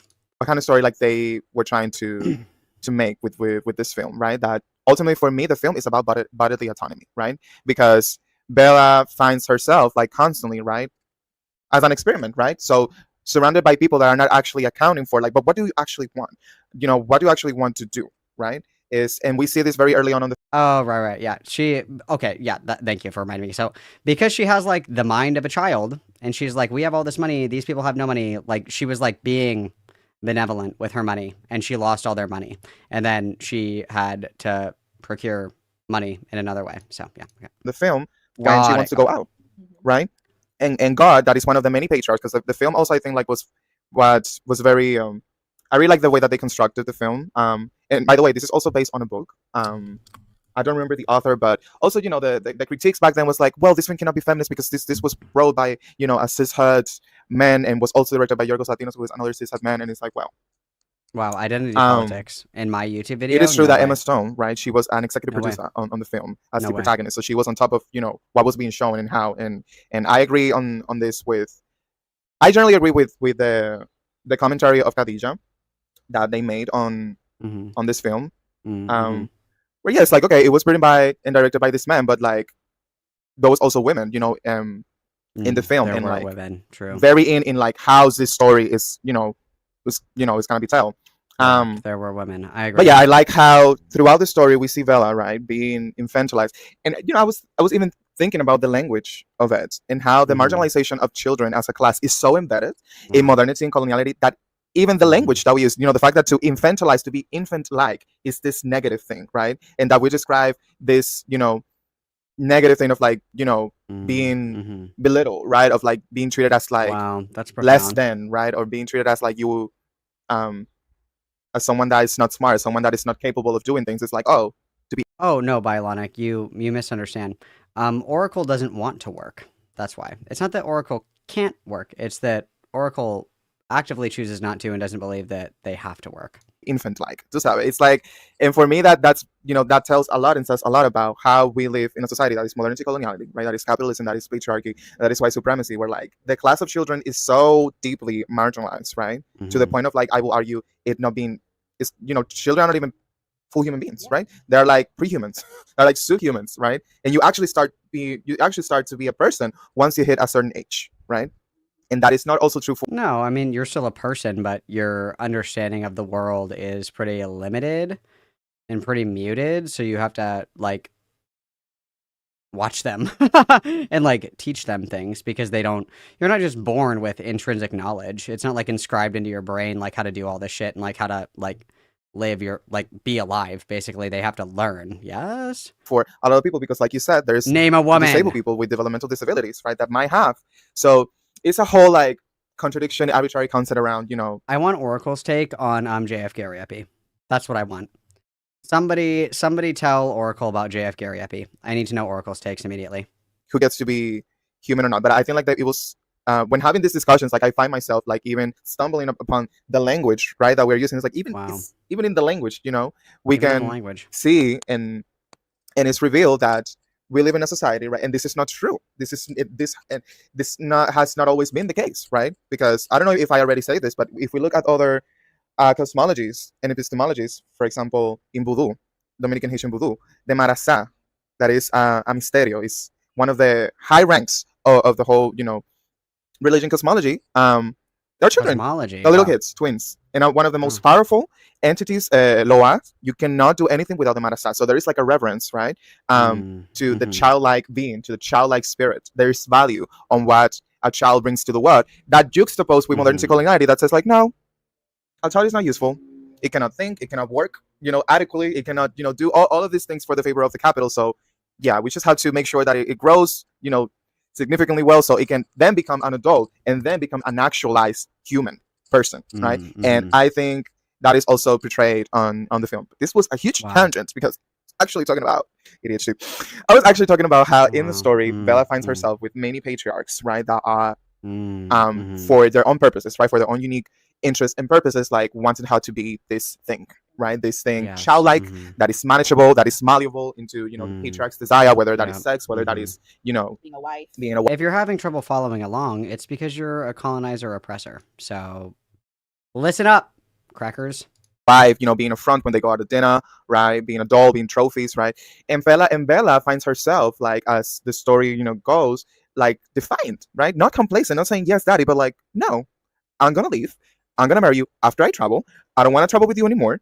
And even with cis women who act as patriarchs, like we see in the brothel, right, with that character. Well, it's more of, like, her impulsivity because she's, like, a literal child, but okay. She was basically another patriarch, and Bella's like, no, I don't want to do this anymore, And then finally, with the husband of the actual woman, not Bella, that is the child brain in Emma Stone's body, but who she was. Finally, that is, like, the ultimate boss. That is, like, this was the patriarch final boss that started everything, right? Because Bella also finds out when she's living in that castle that she was also, her past self was not a good person. She was very mean and terrible with the maids, with the servants. Doesn't she learn, though, that the reason that she's like that is because she was trying to escape the guy in the first place? Okay.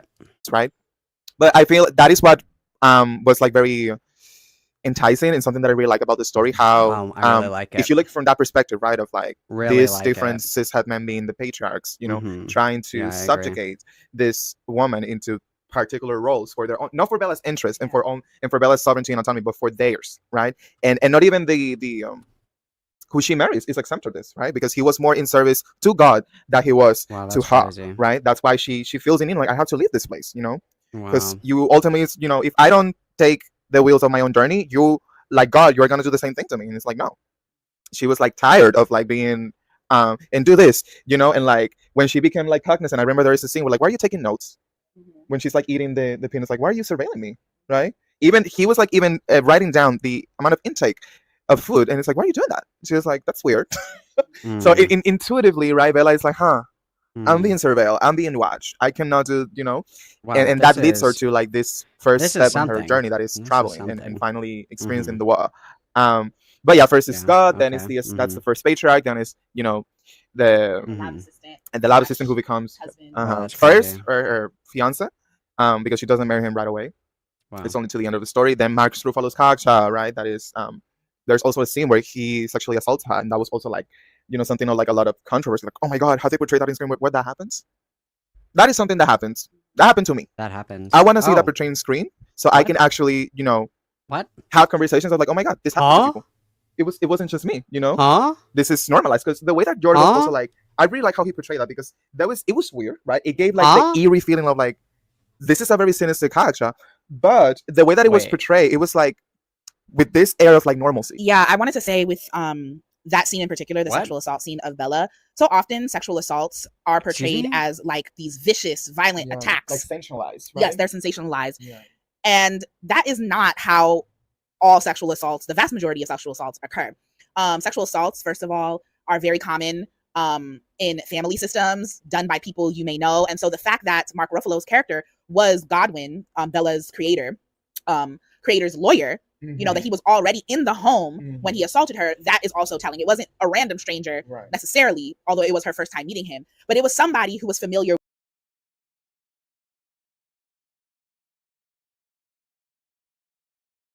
I just there's a lot that I could say here. But like the criticism more is about like I feel like I just got tased. I feel like I'm using I feel statements. I feel like the issue is that like that's supposed to be like her father figure, right? Like, and I mean, like, yeah, sure, like I get it. Like, oh, it's like sexual assault and shit happens mostly with people that like. I feel like I just got like shot in the face. Okay. With Godwin. So first of all, it's depicting sexual assault as something that happens within networks of people that you may know. And second of all, the fact that the way that they portrayed her being preyed upon was also significant, because it really showed what Siba and I have been discussing, how violent purity culture is, because Mark Ruffalo's character essentially fetishized Bella's innocence. And that is what leads to sexual assault, especially childhood sexual assault. Yeah. It's the fetishization of innocence. Yeah, and I can corrupt. Sexual assault is actually about like control and power.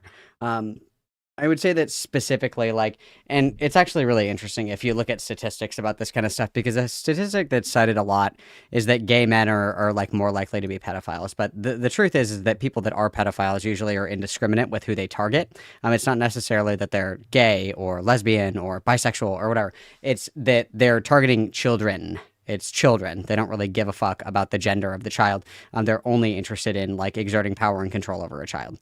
Like Okay. You. Exactly. Yeah. The reason, in fact, that he went upstairs in the first place was after reading the contract that Godwin made. So Godwin basically made a contract for Bella to be married to the lab assistant with all of these different stipulations. Yeah. And that she cannot leave the place, that she cannot, they're going to be married, but they must live with Godwin still, because, she's an experiment to this man. She's not an actual person, right? And yeah, it was very predatory. Yeah, that is in fact what piqued Mark Ruffalo's. I don't remember the character's name. What piqued Mark Ruffalo's character? Let's call him the lawyer. That is what piqued the lawyer's interest. It wasn't necessarily the fact that that she was a woman per se. That's part of it, but it was the fact that she was sheltered. She was incredibly sheltered. She was incredibly, he perceived her as being naive. The way that Godwin and the lab assistant had control over her, that is what piqued his interest. And that's what we were saying before in, I think it was podcast episode number 2, Trophy, or was that number 3? It was number 3. Girl, you have fucking 4 podcasts total, and we can't remember which one was which. Okay. Trophies, servants, and slaves. Yeah. We were talking about how patriarchs love that. They love somebody that is easily controllable. And so one of the ways to resist patriarchy is to not be easily controllable. And so, when we see this scene of sexual assault, we see Bella being assaulted because this person preyed on her because of the fact that she was sheltered, because of the fact that she was not cognizant of what he was doing, to her. She had. Let's jump ahead of it. I get it. For example, Michaela Cole, who wrote Chewing Gum, but also How May I Destroy You? And How May I Destroy You was about her experience with date rape. Okay. So yeah, as I said, we need to create spaces for people to talk about their experiences and to express, whatever emotions, come with those varying experiences. I want to talk about, get into more specific scenes. Yeah, let's talk about some The specific scene scenes. where Bella travels with the lawyer Mhm. and the man that rapes her. Mhm. And again, we see how her, as a survivor of sexual assault, This is copes very loud, isn't it? and really transforms her understanding of herself in Wow, relationship to it's others, very especially to this transformed. man. Where at first, you know, she travels with him because he preys on her and essentially, convinces her to leave with him. But it's a more complicated. Hang on, I have like one thing to go do really quick. I'm gonna keep playing this. Let me know if I missed anything good, you guys. I'll be back in like 5 seconds. Give me 1 second. Just let me know if I missed anything good. Okay, you guys are on Oracle duty, and then look, you guys can have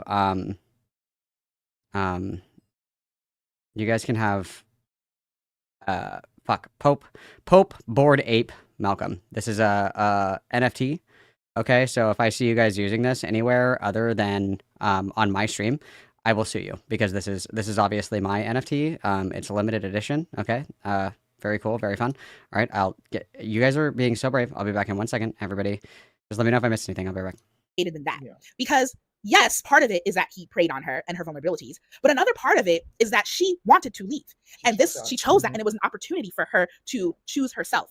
And so I think she was in a prison. Yes, she was in a prison, and yes. my Ruffalo's character was like, "Oh, this is the opportunity for me to live here," and to finally experience. She was eager to know the where there is a scene where like she's asking like, ¿cómo se llama? Oh my god, we don't know any of the other characters' name. Yusuf, the actor I know is Yusuf. Which role? Which character? Is the fiance. I call him lab assistant. Lab assistant lawyer. The lab assistant. She's like, show me this place on the globe. Where is it located? How, what's its name? Like, she was already eager, like this was not accidental. This was someone who particularly had an interest to know. And I think it was a result of like her being, as she was growing up, she was becoming cognizant and aware, like, oh my God, I'm being trapped. Yeah. I need to get. Yeah. And I want to add that it's really important for me that as a viewer, you do not flatten, Bella's experience and just see her as a victim, and take away her autonomy and take away consent entirely. Like, that is super, super dangerous because even within a patriarchal society, like, there are so many ways that women and queer people and children choose to resist. Like, even though, for example, I was living under my parents' roof and, I couldn't leave until I was 18, legally speaking, there were ways that I chose to resist them, like cutting my hair, like, lying about my whereabouts, going out to parties with friends, doing things that I knew I wasn't supposed to do. Yeah. But finding ways to resist even within the repression, even within the oppression. And so that is really what I want to highlight that this film does beautifully is it forces you to really sit in that tension. Yes, Bella was preyed upon, and she's not just a victim. Yep. She's also a survivor. She's also a trailblazer. She's creating her own path and her own ways, her own pathways for herself. And one of those pathways was through travel, which is something that I've also done as well, like utilizing travel as a way to really experience freedom and autonomy and choice, and we're doing that as migrants. You're like, we're kind of trapped in the system of capitalism, but how can we, create pathways for ourselves even within this oppression? And so Bella does that. And as she does that, she resists Mark Ruffalo's character. She resists the lawyer. He wants her as an escort, pretty much, going out to eat with her, having sex with her whenever he wants to. But then there's a scene where she has sex with him, furious jumping. I love that. Furious jumping. And he's exhausted. He's tired, but she wants more. She wants to go for more. But since he's tired, he's about to go to sleep. Instead of staying in the house, waiting up on him, she leaves the house and goes on. Okay, I just needed a little snack. I'm gonna snack really quick, and then I'll turn my camera back on. Sorry. I'm here. I'm present. I'm here. I'm with you guys. We're suffering together. I'm right here. Her own adventure. When they were together, they were eating like an egg tart, and she wants to eat more egg tarts, and he tells her no. But the moment that he's asleep and she goes out to eat by herself, what does she do? She goes and eats the egg tart that he told her not to. So again, an act of resistance, leaving the house, eating the egg tart that he told her that she's not supposed to eat, and we see that when she returns home and he learns that she left the house without him. Oh, he's furious. He's absolutely furious. But this is the beginning of Bella, really developing a sense of herself outside of the lawyer, outside of the lab assistant, outside of Godwin, outside of the lawyer, et cetera, et cetera. And then we see she does it again when they go on the cruise. I assume I missed nothing important. Nothing of value. And the lawyer, Mark Ruffalo's character, is very, very, resistant to her making new friends. But she's just like, no, like, I'm out here living my best life, meeting new people. I'm on this cruise ship. She recognizes that he brought her to this cruise ship to trap her because there's nowhere to go when you're on a cruise. You are stuck on that ship. And yet she still resists by meeting new people and making new friends. Yeah. And it goes to show you how patriarchy is literally just so like useless and nonsensical because you You cannot trap a living being. As much as you try to control and trap and manage a living being, people and creatures will always do whatever the fuck they want to do. That laugh feels like a I think like she was smart. That was something that she was able to discern. It's like, okay, so smart. If I marry you now, use of character, I'm gonna be trapped in this house for the rest of my life. So it's like, no, I like you because you have been a good, partner. So let's just be engaged, right? And then after I travel and I do whatever the fuck I want with this other man, we marry. You cannot tell me that is not decision. That's crazy. Yeah. But she, very, and we will argue that the brain of Bella at that time was like what? A teenager? Yeah, a teenager. And she was already like, no, I'm not gonna marry. I'm gonna do this because the idea of it seems enticing for me, and I want to live and I want to experience this. She already knew that not all of it was that everything was not gonna come only from God and from this other guy. That she had to. Okay. Final thoughts, guys. That the way that Mark Ruffalo, because he isn't getting what he wants out of Bella, is resorting to misogyny and sanism. Saying that and calling her the devil, essentially. The devil. Saying that he was tricked by her and that she it's in fact a projection, because what he's basically saying at the very end of the movie when the fiance goes to visit him on the mental hospital, right? He's basically saying like, Bella corrupted me. Yeah. You did that. You assaulted her. Yeah. You was the one who had the desire to corrupt her, and you did. Mm-hmm. But what happened is that it didn't stop that. Right? She was able to resist all of the other malicious things that you had intent for her. He said, and now the cards are turned. And the reality is he didn't corrupt her. Like, again, going back to the idea that not like literally, but that this fetishization of innocence, he believes that he made her who she was. When in reality, Bella was already sexually active before she met him. Bella was already interested in traveling before she met him. Like you said, she already had these desires before she met Mark Ruffalo. All he had were what? The resources. And the ticket and him being a man. A cis man. And they were very careful to put that on the story, right?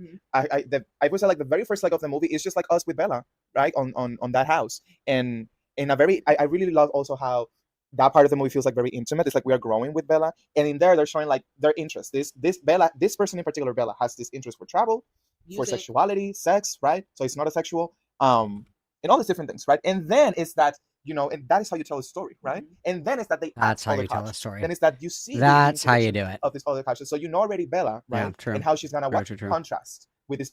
Okay, that's quite enough.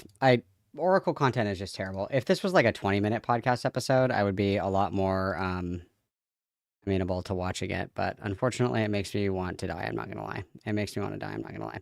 So let's have a little bit of fun, guys. Let's have a little bit of fun. I want to see where is Aiden's video here, because we're gonna play a little bit of catch up here. So I said it earlier, this guy is my new favorite person in the whole world, and conveniently he's streaming right now, which I love. Okay.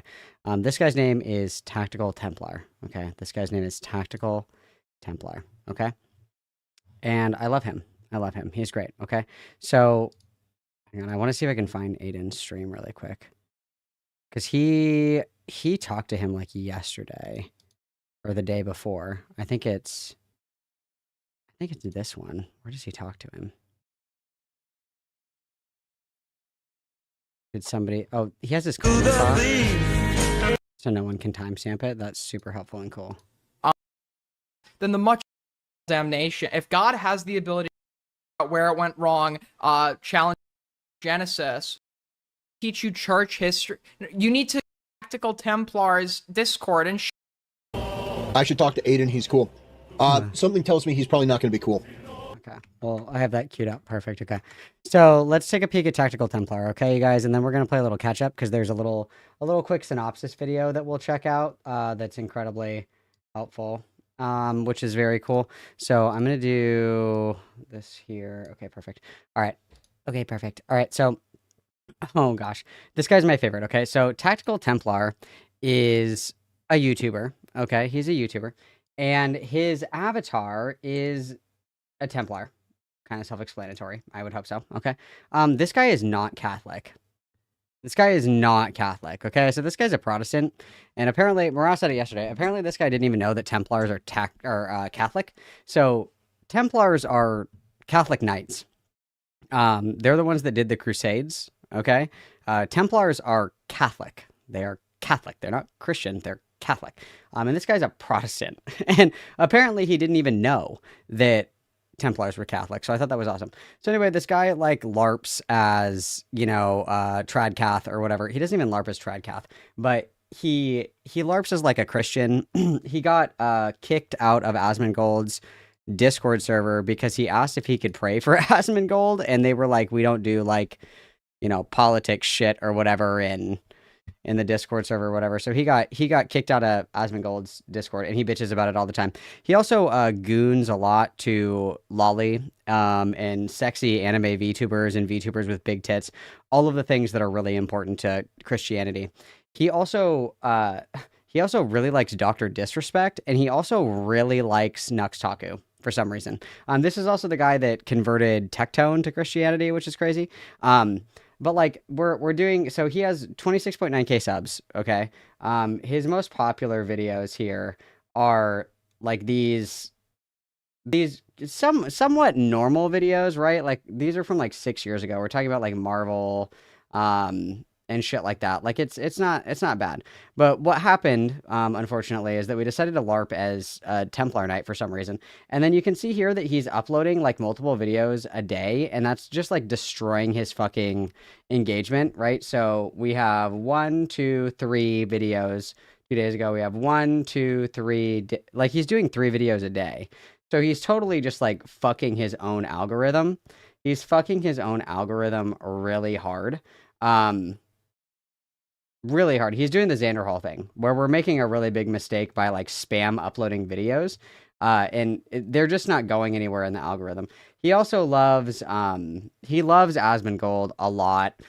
He uses the shitty Templar AI. He also has the cholesterol voice. He's very dysgenic sounding, very funny. But I found this particularly interesting yet again because he's not Catholic and he didn't know that Templars are Catholic knights, which I think is really funny. I would also like to point out that Queeman and Morau have Templar PNGs now because this guy, he doesn't even have like a VTuber, like he calls himself a VTuber, but it's just a PNG and it doesn't move.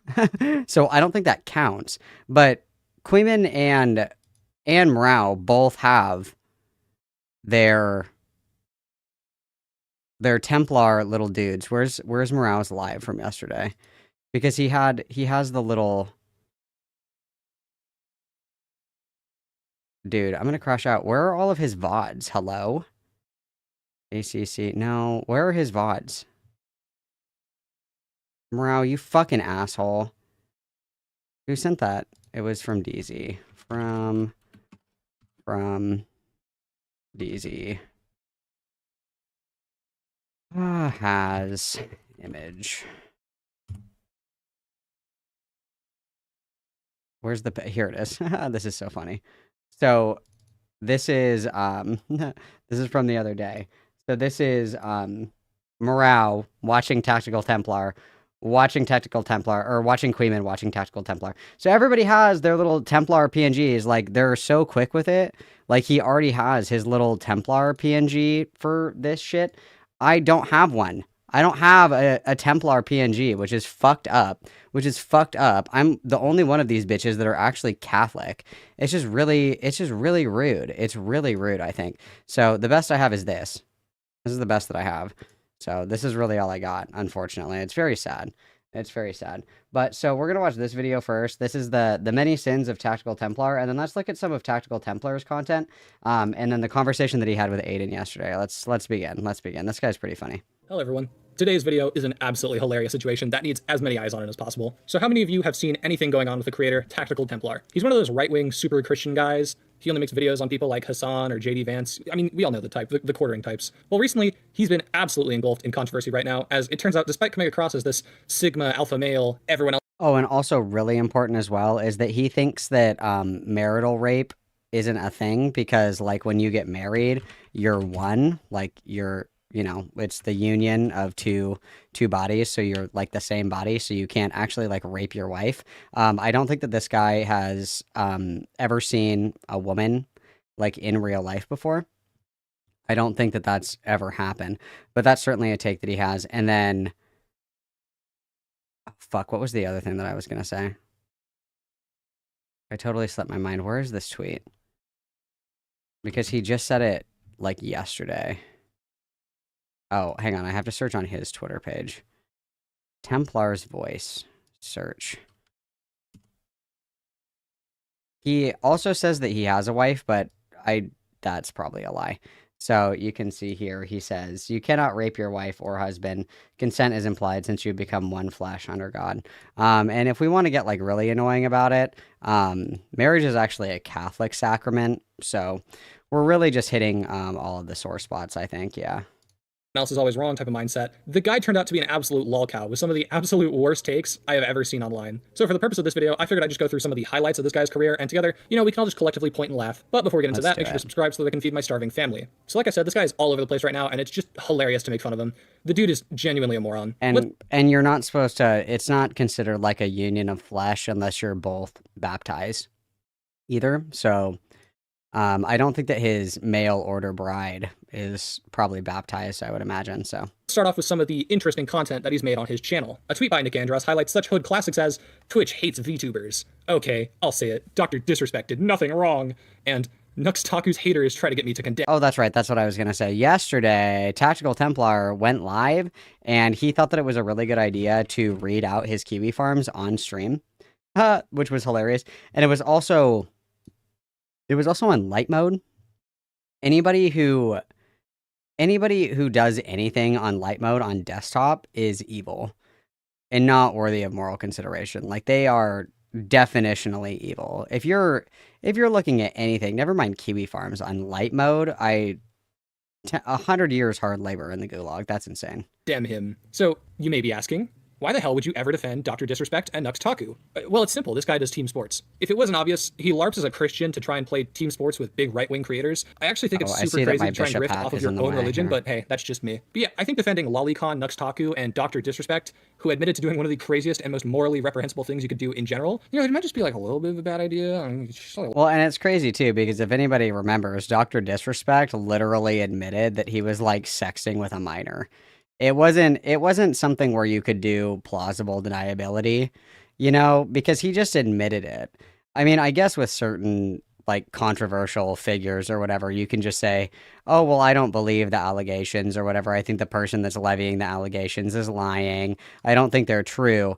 But how do you do that when the guy that you're defending was literally like, yeah, I did sex that minor? It's like, how do you continue to defend him after he admits that that's what he did? A little bit, not exactly the brightest. It might get you a bit of a bad rep to do something like this. Now, you may be asking about the other video there, the one about the VTuber. This VTuber dresses up as a child and acts, let's just say, really weird online. And once again, Templar, for some reason, defended them. If you're actually wondering what this VTuber's content looks like, I'm not comfortable enough having that on my channel, and I feel like that should tell you everything about them. Now, the VTuber in question looks like a child, for starters.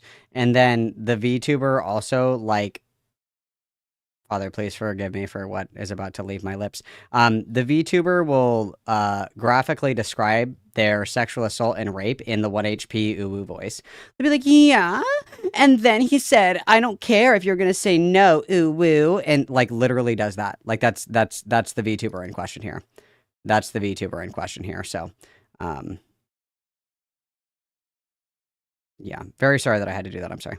Now, one thing that's very prevalent is Templar's gooning and how he's just such a big degenerate. Now, okay, listen, unpopular opinion, but if you're doing shit behind closed doors and DMs or any of that, I don't really give a flying fuck what you do. Be as freaky as you want in private, just don't make your weird freak shit public. Listen, everyone fucks, okay? But not everyone needs to know that you fuck. Well, I don't think the Tactical Templar is fucking, especially if he's not married. That's a sin. No fornication before marriage, remember? But that's kind of what this guy does. This guy is an open and unapologetic degenerate freak. He uploaded a video titled, How Big Anime Titties and Thick Thighs Save Lives. I wish I was making that up. If you're a gooner freak... This is definitely top priority for the Catholics, you guys. Top priority for the Catholics is big titty goth GF anime girls in video games. This is top priority, okay? This is the most important spiritual battle of our generation. Des Volt! Freaking DMs, that's one thing. But being open about it is kind of cringe. Hell, I mean, this is a clip of him donating to a VTuber on stream. Wow. Listen, can I delete this fucking message, bro? Wow. Ugh. Light mode again. It's like being fucking flashbang. Jesus Christ. And then he's like one hand on the keyboard like, look at this content. Usually what kind of animal do you think I am? Don't hurt her. What?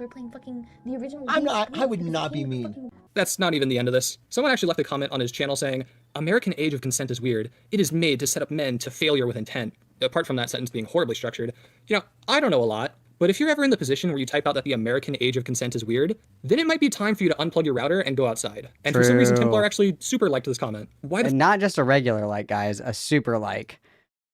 A super like. I think that if you have really well thought out opinions and debates about age of consent, you're probably a freak. What is this? This video is unavailable. It contains content from Paramount Global. Can't watch that, DZ. It's restricted. the fuck would you ever do this? Why would you ever like a comment like this? This is such a massive red flag. And apart from supposedly agreeing with a crazy take, here's another absolutely crazy take he's had on Twitter. You cannot rape your wife or husband. Consent is implied. And mind you, this is from last year, and then the one that I just showed you was from October of this year. So we still think that, yes. He then later expanded on this by saying, if you cannot understand or abide by the basic tenets of marriage as is in accordance with the gospel, then just admit, you're secularist feminists who are trying to remove marriage from the faith. A man cannot rape his wife. A wife cannot rape her husband. You guys heard him here first. If you're married and have a spouse, could be a husband, could be a wife, just go in there, rip their clothes off, and just fuck them right now. Could be a or they, at any point. Just do it all the time. Dude, based. I actually need to get my wife to watch Tactical Templar content. Actually, I've changed my mind. This guy's based. This is true. Honestly, do it when... That was a joke, just for anybody that didn't pick that up. Ever you want to. And if they call the police and the police question you, just point at your ring and, legally they have to leave because the gospel said so and God or whatever. It's a relationship life hack. Amen, brother. Disclaimer, by the way, don't actually do this. You will get arrested. You will actually go to prison if you even attempt that. Yeah, but it's just crazy takes like this that are the reason that this guy is in the situation he's in. Obviously, you can't talk about the situation without talking about the conflict that Templar is in with fellow commentator Queeman. For some reason, Templar thinks he's actually owning Queeman, even though it just, it couldn't be farther from the truth. Queeman covered some of the dumb shit that Templar said and made whole videos about them. And obviously Templar was pretty unhappy about that. It spiraled a bit to the point that Queeman started asking about this guy to debate him live, and he's ran from Queeman multiple times when it came to a debate. Yeah, Cream online. Hey, Templar, want to talk? No. I have absolutely no desire. None. Listen to that cholesterol accent, dude. That's crazy. Gluttony's a sin, you guys, just so you know. I have zero desire to talk to you or anyone like you. Running. Because you're not mentally stimulating. And the person that they keep asking me You know who is mentally stimulating? Lolly PNG tubers, hell yeah. to debate, if you want to know in my chat why they keep asking me to debate this guy, there's some fucking twink homosexual British loser that apparently reacted to some of my videos, and now they're saying, debate me, bro. What is this, fucking 2015? The debate me, bro, guys? No. I also like how Queeman made him a fat Templar avatar. I really like that. That's, God bless anybody that gets in Queeman's crosshairs, okay? This guy is like a top tier hater. This guy is a top tier fucking hater. I'm here for it. Oh. But he still has the balls to make fun of him live on stream. This is epic. It's epic. Well, is it, mate? Is it epic? If I sounded like I was Fat Walter Jr. from Breaking Bad, like you do, I wouldn't be doing stuff like this. If I sounded like my fucking mouth was drooping, then the last thing I do is make fun of someone for how they sound. And the reason all this is so funny, and the reason that I pointed out, is because Templar has gone on record to say, I have no skin in this fight, but I will say this. I believe people have a right to not associate with and ignore people for any reason. Focus on business and make money. However, if you instigate or respond when provoked and make a claim, you should be willing to debate it 100%. Dude, true. I'm really curious. I thought about asking last night, but I chose peace instead because I have peace and love in my heart for all of God's creatures. I really wanted to be like, if you're not Catholic, what's with the Catholic iconography? What's up with the stained glass mosaics? What's up with the Templar Knight that has on the wrong fucking helmet, by the way? What's with the preoccupation with Catholicism? And then he went on to say that he's a little bit more Eastern Orthodox, which is probably the closest that you're going to get to Catholicism. But even if you're somebody who's Eastern Orthodox, Templars are Catholic knights. They're Catholic. They're Catholic. Templar, if you should be willing to debate people, then why are you running from Queeman? I mean, hell, man, I challenge you to a debate. I'll debate you if you want. Fuck it, man. Let's do it. We can talk all we want about a certain video you made in which certain material wasn't censored despite what it is. I do not recommend you go watch this video, but if you do know, then you know what I'm talking about. And if you want to know how this guy gets even more pathetic, The two specific instances I want to highlight are when he read through his own Kiwi Farms thread and when he made 4 separate— Yes, he did this yesterday. Damn, how fast did this guy pump out this video? 9 hours ago? Hell yeah, dude. This was literally yesterday. He was reading out his Kiwi Farms thread. This is so funny. videos on the rules in Asmongold's Discord server. In his newest stream from about an hour ago as the time of me writing this, he streamed himself reading through his own Kiwi Farms thread. And listen, for those of you who aspire to be content creators, let me just give you a little bit of personal advice. If you know someone who reads through their own Kiwi Farms thread or reads about themselves or searches themselves up on websites like Twitter and Reddit, fucking cut all contact because that person is a lolcow with training wheels. And in regards to the Asmongold video, he made 4 whole videos about Asmongold's server and the mods in it. And this whole thing happened because Asmon has a rule in his server where people can't talk about things like religion. Pretty standard Discord rule. But Templar actually went to the mods of the server to bitch about it and then got upset when he got banned. The reason that Templar actually joined Asmongold's server in the first place is because this whole thing happened at the time that Asmongold's dad died. Yeah, he joined to try and insert himself into that and grift to try to get close to Asmon. That's actually like disgustingly gross. This is actually like super fucking crazy because what is it? What is it in the book of Job where those guys got like literally fucking one-shotted for like trying to like showboat their faith basically. Job killed for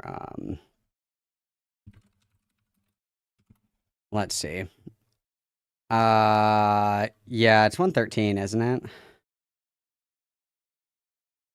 Yeah.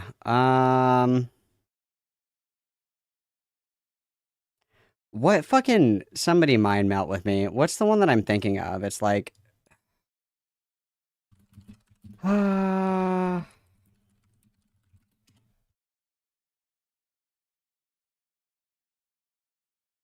which one is it? I don't want to go upstairs and get my Bible.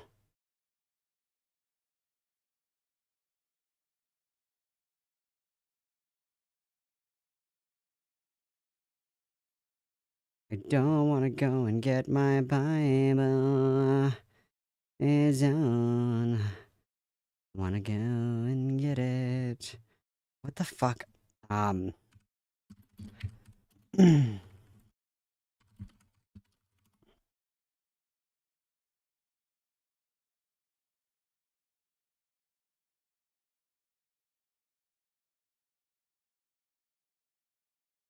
Oh, that's right. Okay. What is this? It's 121. In the face of immense loss, Job maintains his integrity and refuses to blame God, declaring... No, not that one. Fuck, it's this one. Oh. Yeah. Okay, so this is when Job's friends are, like, boasting that they're, like, they know God better and they have a better interpretation of God's justice, essentially. And then they get, like, fucking one-shotted. And God's like, actually, fuck you, bitch. So, like, it is perverse. It is, like, perverse and it is heretical to, like, performatively indulge in faith. So that's one of the reasons why Catholics really hate like evangelicals and shit like that, because they do like the big mega churches. That's blasphemous. They do the, you know, like the speaking in tongues and like the Jesus Christ like rave simulator 4180 HP fucking concerts. That's blasphemous because you're like basically like showboating your faith, right? People who are truly spiritual and truly religious, they respect that not everybody ascribes to their religious principles and their religious beliefs. So, for example, a lot of people that are religious, if you tell them like, hey, my cat just died or hey, my mom's dying or whatever, they'll say, oh, I'll pray for you. And, you know, even if somebody isn't religious, usually like the polite thing to do is like say thank you. It's basically just somebody's way of saying like, you know, I'm thinking of you in these times. You have my support. You know, I'm wishing them well, whatever the fuck. But people that like go out of their way to like make an entire fucking, you know, hoopla about praying for people or making it a big deal. Oh, I'm praying for you. Oh my God, notice me. I'm praying for you. Like that is not, that's like not the way that's done. That's like bad, right? Like that's bad. Like if somebody was like, hey, my dog just died, I'd be like, oh, I'm sorry. And then maybe I would say a prayer about it. But to be like, I need you to get into a Discord call with me so we can pray together on stream, that's fucking insane. Also, like, just this guy like says prayers in his videos. Like when he was done reading his Kiwi Farms thread, he said a prayer for Kiwi Farms, you guys. Like, what? Dickers actually took one for the team and went into Asmon's Discord server to find all the logs of what Templar actually did and said, because believe it or not, when Templar talked about this incident, he wasn't exactly honest, which is anyone shocked? He joined and immediately talked about praying. He was posting Bible verses, saying shit like, I hope Asmongold and his father are in everyone's prayers, telling people with cunny PFPs that their profiles are nice, which is truly more sus than any character from Among Us. He made everything about religion, and eventually the mods kind of were just like, alright, fuck this, and they cracked down on it. Templar decided to argue with them, and he ended up getting banned. And that's when he made all these shitty videos calling out the mods. This guy is a complete fucking pathetic lolcow Spurg. He fits every single criteria. Spurging publicly, he's a public gooner. I mean, he made a fucking video on how he was unhappy with the rules in a Discord server. The rules are vague. No religious topics. Well, what is a topic? I'm not here to get like Jordan Peterson. Like, what is? No, like a religious topic. Okay, so we're not going to have a back and forth like you're a Muslim, I'm a Christian, we're going back and forth, we're talking about our religion. I understand that. That makes perfect sense. But just saying scripture, like John 3:16, for example, that's banned. Dude, that is like different. Like the thing is that, like all other things in life, if you're secure in your identity, you don't need to convince other people of your identity. Like, if you're, like, super, like, chill and happy with, like, your life or whatever, you don't have to try to debate people into seeing how awesome and cool your life is, right? It's like people that brag, like, dude, I fucked, like, 72 times last night. Dude, like, I literally had sex, like, 1,000,000 times yesterday. It was so fucking awesome. I have so much sex. It's so crazy. Did you guys know that I have sex? Hey, guys, really important. I need you guys to know right now that I fuck. It's like, that person has 0 bitches, right? It's like like, if you need to convince everybody that you're, like, a prophet of God or whatever, you obviously aren't very strong in that conviction, right? You're not very strong in that conviction. Thank you, DZ, for being a better Catholic than I am. Matthew 6:5, when you pray, don't be like the hypocrites, for they love to pray and standing in the synagogues and on the streets, on the corners, to be seen by others. It's like an intimate thing, right? Yeah. Fucking levels of pathetic. I actually, I don't have the mental capacity to understand how much of a loser you are to do something like that. Now, one last thing before I end the video. Emrao actually sent me this video, but I figured it was funny enough to include here. This is a video he uploaded titled, Star Wars new film stars pregnant single mother Rey. Now, obviously, we're not gonna watch the whole video. Is that real? Is that real? How long ago is this from? Hang on, back up. Star Wars new film star. 2 years ago, no shot. No shot. Well, it doesn't help that this guy posts like 100 fucking times a day. Because I want to watch this one. It's time to remove ugly women from gaming. I want to watch this one. What's this one called? It's called Star Wars new film, Pregnant Single Mother Rey. What is this?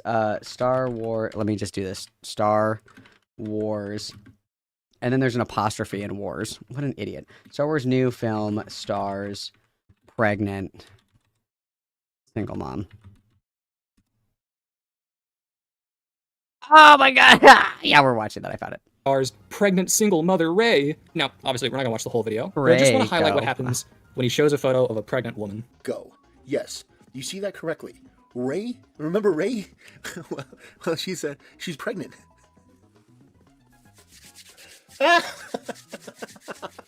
He fucking rubbed his hands at seeing a pregnant woman. That is such a weird response. Funny, but I don't think it's intentionally funny. But yeah, as of right now, that is basically everything I could find. This guy sucks. Listen, totally have to talk to you, Templar. If enough information comes out, I'll cover it in a part 2. And like I said, Templar, if you're watching this, then I'm totally willing to debate you on live, bro. You can host it, man. I just want to poke and prod at your brain real quick. Dude, this is awesome. I just want to know why the Catholic iconography if we're not Catholic. It's like people that fetishize or, really, really like USSR imagery and iconography, but they don't know anything about it, or they're not even communists themselves. It's like, okay, whatever, dude. Okay, hang on. We're going to watch this Star Wars one. Let's watch this Star Wars one. Dude, why does my fucking playback speed thing keep, like, crashing out on me? This is so stupid. Like, I just want to make it 2 times. Thank you. I have to refresh every single fucking time I open a video. I'm sure by now you've heard this news, but it was absolutely too good to pass up for a video and a topic of conversation, because I never, in my wildest dreams, imagined Star Wars would get to the place that it's at. Also, why is this so quiet? Hey, it's me. Surprise! I'm still here. Surprise. It is beyond anything that I could have comprehended. If you told me 10 years ago that this was going to be the direction of Star Wars, I would have said you were crazy. It's still so fucking quiet. What the fuck? This guy's been making YouTube videos for like 7 fucking years. Crazy. Jesus. It is absolute madness. And I say this in my other videos. And I know that some people, they react a certain type of way. This is why you don't put women in charge. This is Dude, why. hell yeah, base. When is this guy gonna post hands? Can we get hands? Can we get hands, please? Post hands. This right here, you have Star Wars. Star Wars. Star Anakin Skywalker, Wars. Luke Skywalker. You've got Yes. Revan, you've got all these possibilities, all these opportunities. So many opportunities. And yet, because of the mental brain rot that They already made a movie about Luke Skywalker and Anakin Skywalker. What are you talking about? Yes, there's an argument that we should be making Old Republic Star Wars movies. I completely agree. Listen, don't even get me started on the fact that we're not tapping into the infinite potential that is the Old Republic for Star Wars movies. Don't even get me started. Don't even get me fucking started. However, I hate to break it to you, but there's already several movies about Luke and Anakin Skywalker. There's already several movies about those. This is not new. Okay, we have heard these before. I've heard about this. Yes, okay, let's continue. it is feminism. And you have this entitlement and this narcissism. Here is what they are offering you. 3, 2, 1, go. Yes, you see that correctly. Rey, remember Rey? Well, she's pregnant.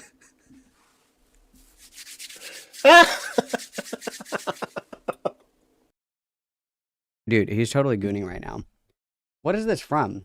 This is from like, what's the last one? What's the last one called? I don't know. I fucking hated the new Star Wars movies.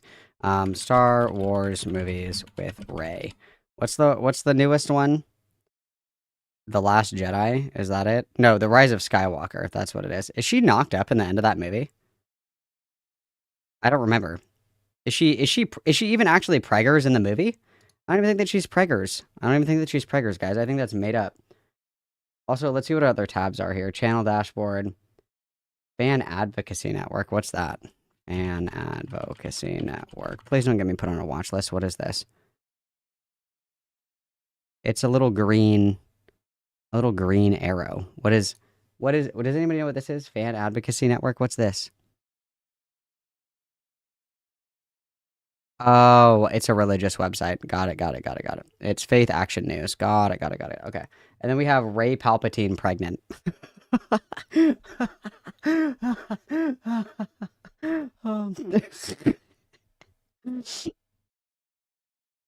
That's the name of his old channel? Oh. Rey Palpatine pregnant. Nice.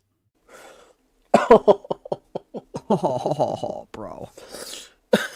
Dude, she's totally preggers. Babies have fingernails. Did you know that? Write that down. It's just AI generated. Did he have to look it up to see if it was real? He hasn't seen the movies. He had to look up to see if it was real. I'm pretty sure. Yeah, Rey isn't even fucking preggers. Okay.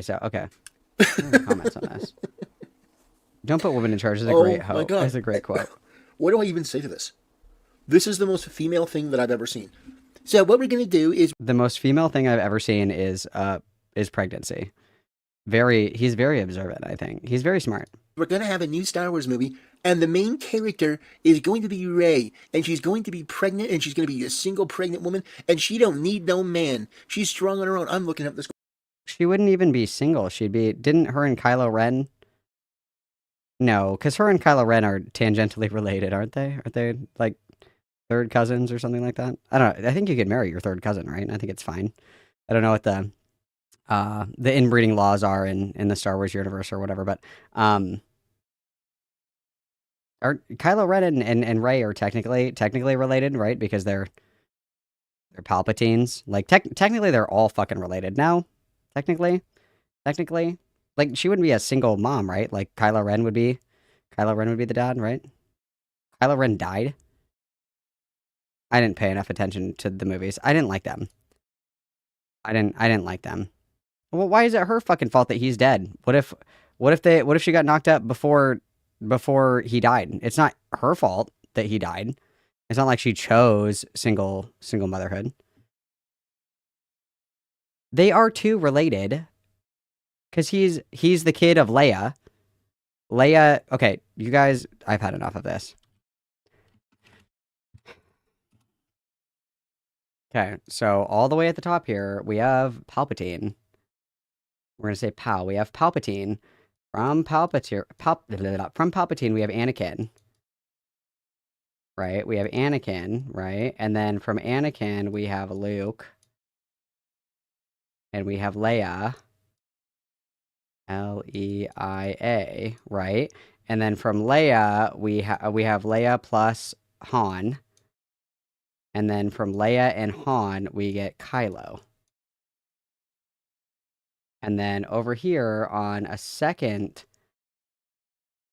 wall here, we have Palpatine literally manipulated the midichlorians in order to create life in Anakin's mother so he would have a worthy apprentice. Okay, fuck you. Fuck you. It's literally an allegory for the Virgin Mary. It's literally he used his fucking Sith powers to knock up Anakin's mom. He literally created life from the midichlorians. Yes, he did. Yes, he did. Yes, he did. Yes, he did. He literally manipulated the midichlorians in order to create life.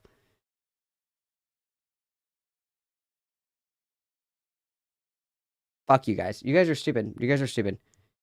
He is Anakin's dad the way that God is Jesus's dad. Okay? It's like a stepfather situation. It's like an insane stepfather association, okay? Because he created the circumstances to have Anakin be born, okay?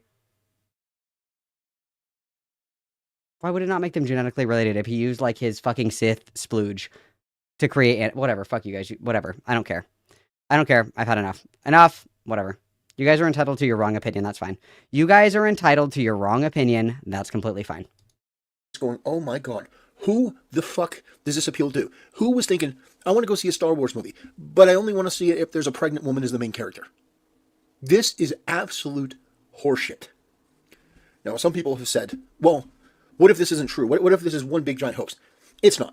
Because I know that this is how Kathleen Kennedy thinks at this point. She thinks, this is amazing. You've got Rey, and the only way that we can make her more powerful, more perfect, is if she's a single mother, and she's doing it all on her own, and she don't need no man. This is fucking Star Wars. Yeah, this is Star Wars. The name is Star Wars, yes, correct. And they wonder why don't you guys like this? Because it's a pregnant woman as the main character in Star Wars. Pregnant women in Star Wars is nothing new. So it's not about that. It's not like, oh, you just don't want women, to be pregnant, or you want women to be pregnant in Star Wars, but you want them to be weak. No, Padme Amidala was a great character. I think she did a phenomenal job. Natalie. Of course he loves Padme. Portman did. But the thing was, she wasn't the main character. She was a side character, and she was an important and integral part of the plot. But the main character was Anakin. That was his story. And so this... And then the integral part of the fucking first 3 movies is that Vader is Anakin and is Luke's dad. Like, yes, paternalism and maternalism is a key theme in Star Wars. I'm glad that we're paying attention. Also, like, I would like to reiterate once again that this is fake. There was no pregnant Rey. This isn't real. This isn't real. You've turned her against me! You've done that yourself. If you're not with me, then you're against me. Only a Sith deals in absolutes. I'll do what I must. You will try! And then they start fighting. Thank you for coming to my show. Thank you. It's just egregious and it's disgusting. It's horrible. It's Women being pregnant, because, gross. She's pregnant because Ew. If there was a way to tell the story... You know who else was pregnant? The Virgin Mary. Gross. Ew. Icky. Icky. They didn't have her as the main character, then maybe, but they have gone out of their way to put the focus on Rey. Now, me personally... Well, yeah, she's like the main character. If Finn were the main character. Liar! If Finn were the Force sensitive. What? Just say that you wanted it to be a guy. Finn being Force sensitive makes like no, whatever. Whatever. If Rey had just been some random junker on Jakku that Finn finds as he defects from the First Order, and she helps him, and she's like, I am now going to be banning everybody who disagrees with my Star Wars takes. Great person, but he's the Force sensitive one, and it's his journey. I would have liked that a lot more. But this is just simply remarkable. So let's take a look at some of the things that we've seen here. Let's take a look. Is this real? With Wix, you can edit your meta tag. He doesn't even have a fucking ad blocker. Oh my god, this guy's dumb. Is going on, everybody? You see the leak here. You are here because you know this thing is making its way around. This leaked image. What is our watch history here, bud? We have Ohio man calmly confesses to shooting and killing female. We watched the whole thing. We're watching Rakita Law streams. Oh, dude. Oh my god, this guy's awesome. This guy's fucking awesome. I love this guy. Pregnant. And that Star Wars girl tweeted this out, did a video just a few minutes ago. The leaked image. Let's get into it. This isn't the Empire, son. This device is used to heal. But let's get right into it. The leaked image. Rey Palpatine. Boy, this is going to trigger people. Oh my gosh. Oh my so god. here is the leaked story. Oh, I'm so fucking triggered. As you all are aware, Peli Motto likes to get down with Jawas. And Peli, while Rey is on Tatooine, introduces Rey Palpatine to a young Jawa man. The two fall in. Oh my god. They're literally inventing fanfic that she fucked a Jawa? Dude. Dude. They're literally making up that she fucked a Jawa? Are you for real? A Jawa? A Jawa? A Jawa? Echo Base Network. What do you think this YouTube channel is? Are we scared of this YouTube channel? I'm kind of afraid of this YouTube channel. What is this? I don't even think that... obviously, they're both... like, Jawas aren't real, I understand. But, like, I don't think that humans and Jawas can, like, fuck. That would be like a dog and a cat fucking. They're, like, completely different species. I don't really know how it works. I don't really know. Because, like, obviously, like, a Wookiee and a Twi'lek could, like, get married and fuck. But I don't know if they would have, like, a half Twi'lek mutant child. I don't know. I guess this is just like an anti-woke. Providing commentary on entertainment industry and all things pop culture. Okay, I don't care. Anyway, Sarah, let's continue.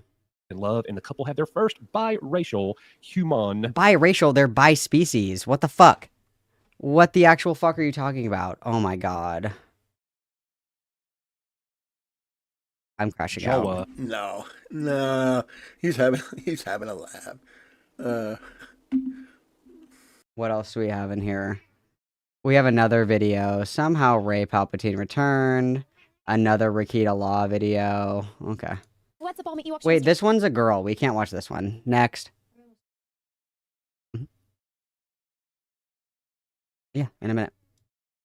That's crazy. That Star Wars girl, and yes, I am back. I know it's been a while since I posted about because Star Wars Celebration has got so much Botox that you can't move her face. Which I get it, girl. You want to, make. Oh my god, he has like crippling ADHD. He can't even watch a 3-minute video. No judgment there. But when you're like, maybe if you're playing a character that's supposed to be stoic, like. Yes, I am. I am talking about the fucking Knights of the Old Republic. Yes, I am. Absolutely, it's my favorite. I love Knights of the Old Republic. It's the best game. It's the best Star Wars story ever. The fact that Disney is not capitalizing on the already existing lore and world building of existing stories in the franchise that are true to the story, instead of making up like new fucking bimbos that are really good with like fighting sticks and shit like that, is just egregious to me, and it's disrespectful. And honestly, I think that J.J. Abrams should be like burned at the stake for his complicitness in neglecting the rich lore that is the Old Republic. Okay, there, I said it.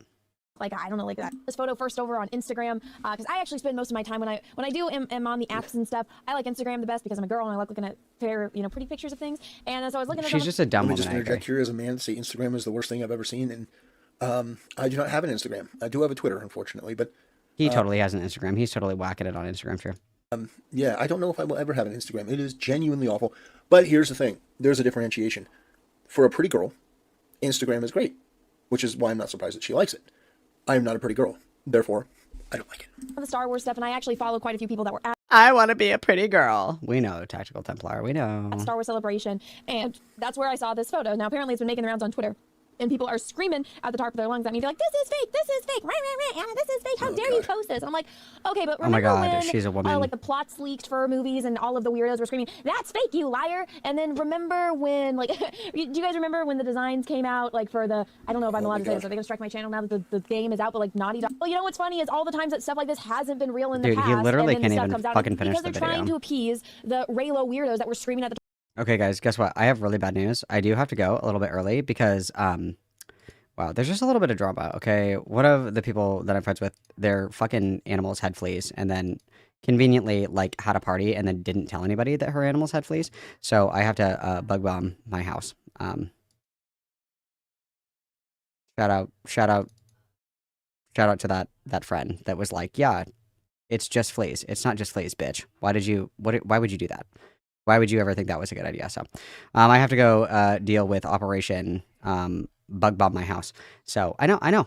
Listen, that's the craziest thing that's ever fucking happened to me. I know. It's so stupid. It's so stupid. It was like after too. It was like, oh, by the way, I was like, I literally like slept on your couch, bro. What are you talking about? What are you talking about? You didn't think to tell me before I came over and slept on your couch that I would be infested? That's fucking evil. It's just fleas. It's just fleas. Oh, okay, yeah. Oh, okay, yeah. Oh, okay, yeah. Yeah. Right. Yeah. No, it fucking stupid. So, I do have to go and deal with that briefly. Yeah, I'm crashing out. Fucking stupid. But guess what? Because girl time was cut short, I'll probably do more girl time tomorrow. We'll probably do more girl time tomorrow, which is the exciting news. Which is the exciting news of the day, you guys. We'll probably do some girl time tomorrow to keep to catch up with Tactical Templar because I really like this guy. I really like him. We'll probably have a little bit of girl time tomorrow. I have some stuff that I have to do, but I can do that later in the day, so we can have a little bit of girl time. I'm gonna send you guys to K-Huck. K-Huck wants to do an interview with me? Question mark. I don't know what the interview, what that even means. I don't even know what we're going to talk about. Either way, probably next week, I think. I don't know. Either way, I'm going to send you guys to K-Huck. Everybody go show K-Huck some love. And I will see you guys tomorrow for a little bit of girl time because my girl time is getting cut short because people are evil. Anyway, love you guys lots. I will see you tomorrow. Thanks for hanging out with me. Thank you for being so generous this evening as well. I really do appreciate it. And I will make up for our lost girl time tomorrow afternoon, okay? Love you guys lots. Hug, hug, kiss, kiss. XOXO, Gossip Girl. Everybody go and be nice to Kayak, and I will see you later, alligators, okay? Adios, muchachos. All right. Oh, and also real quick, chat. Some of you commented on it before we got started. This art that you are seeing here, this was done. I actually got this last year. This was done by Miss Bunny Buttons, or some of you may know her as Some Bunny Loves You. That's my girl. I love her to pieces. Thank you, Malta, for renewing. Malta Chevron became a member. Thank you. Yes, this was done by Miss Bunny Buttons. All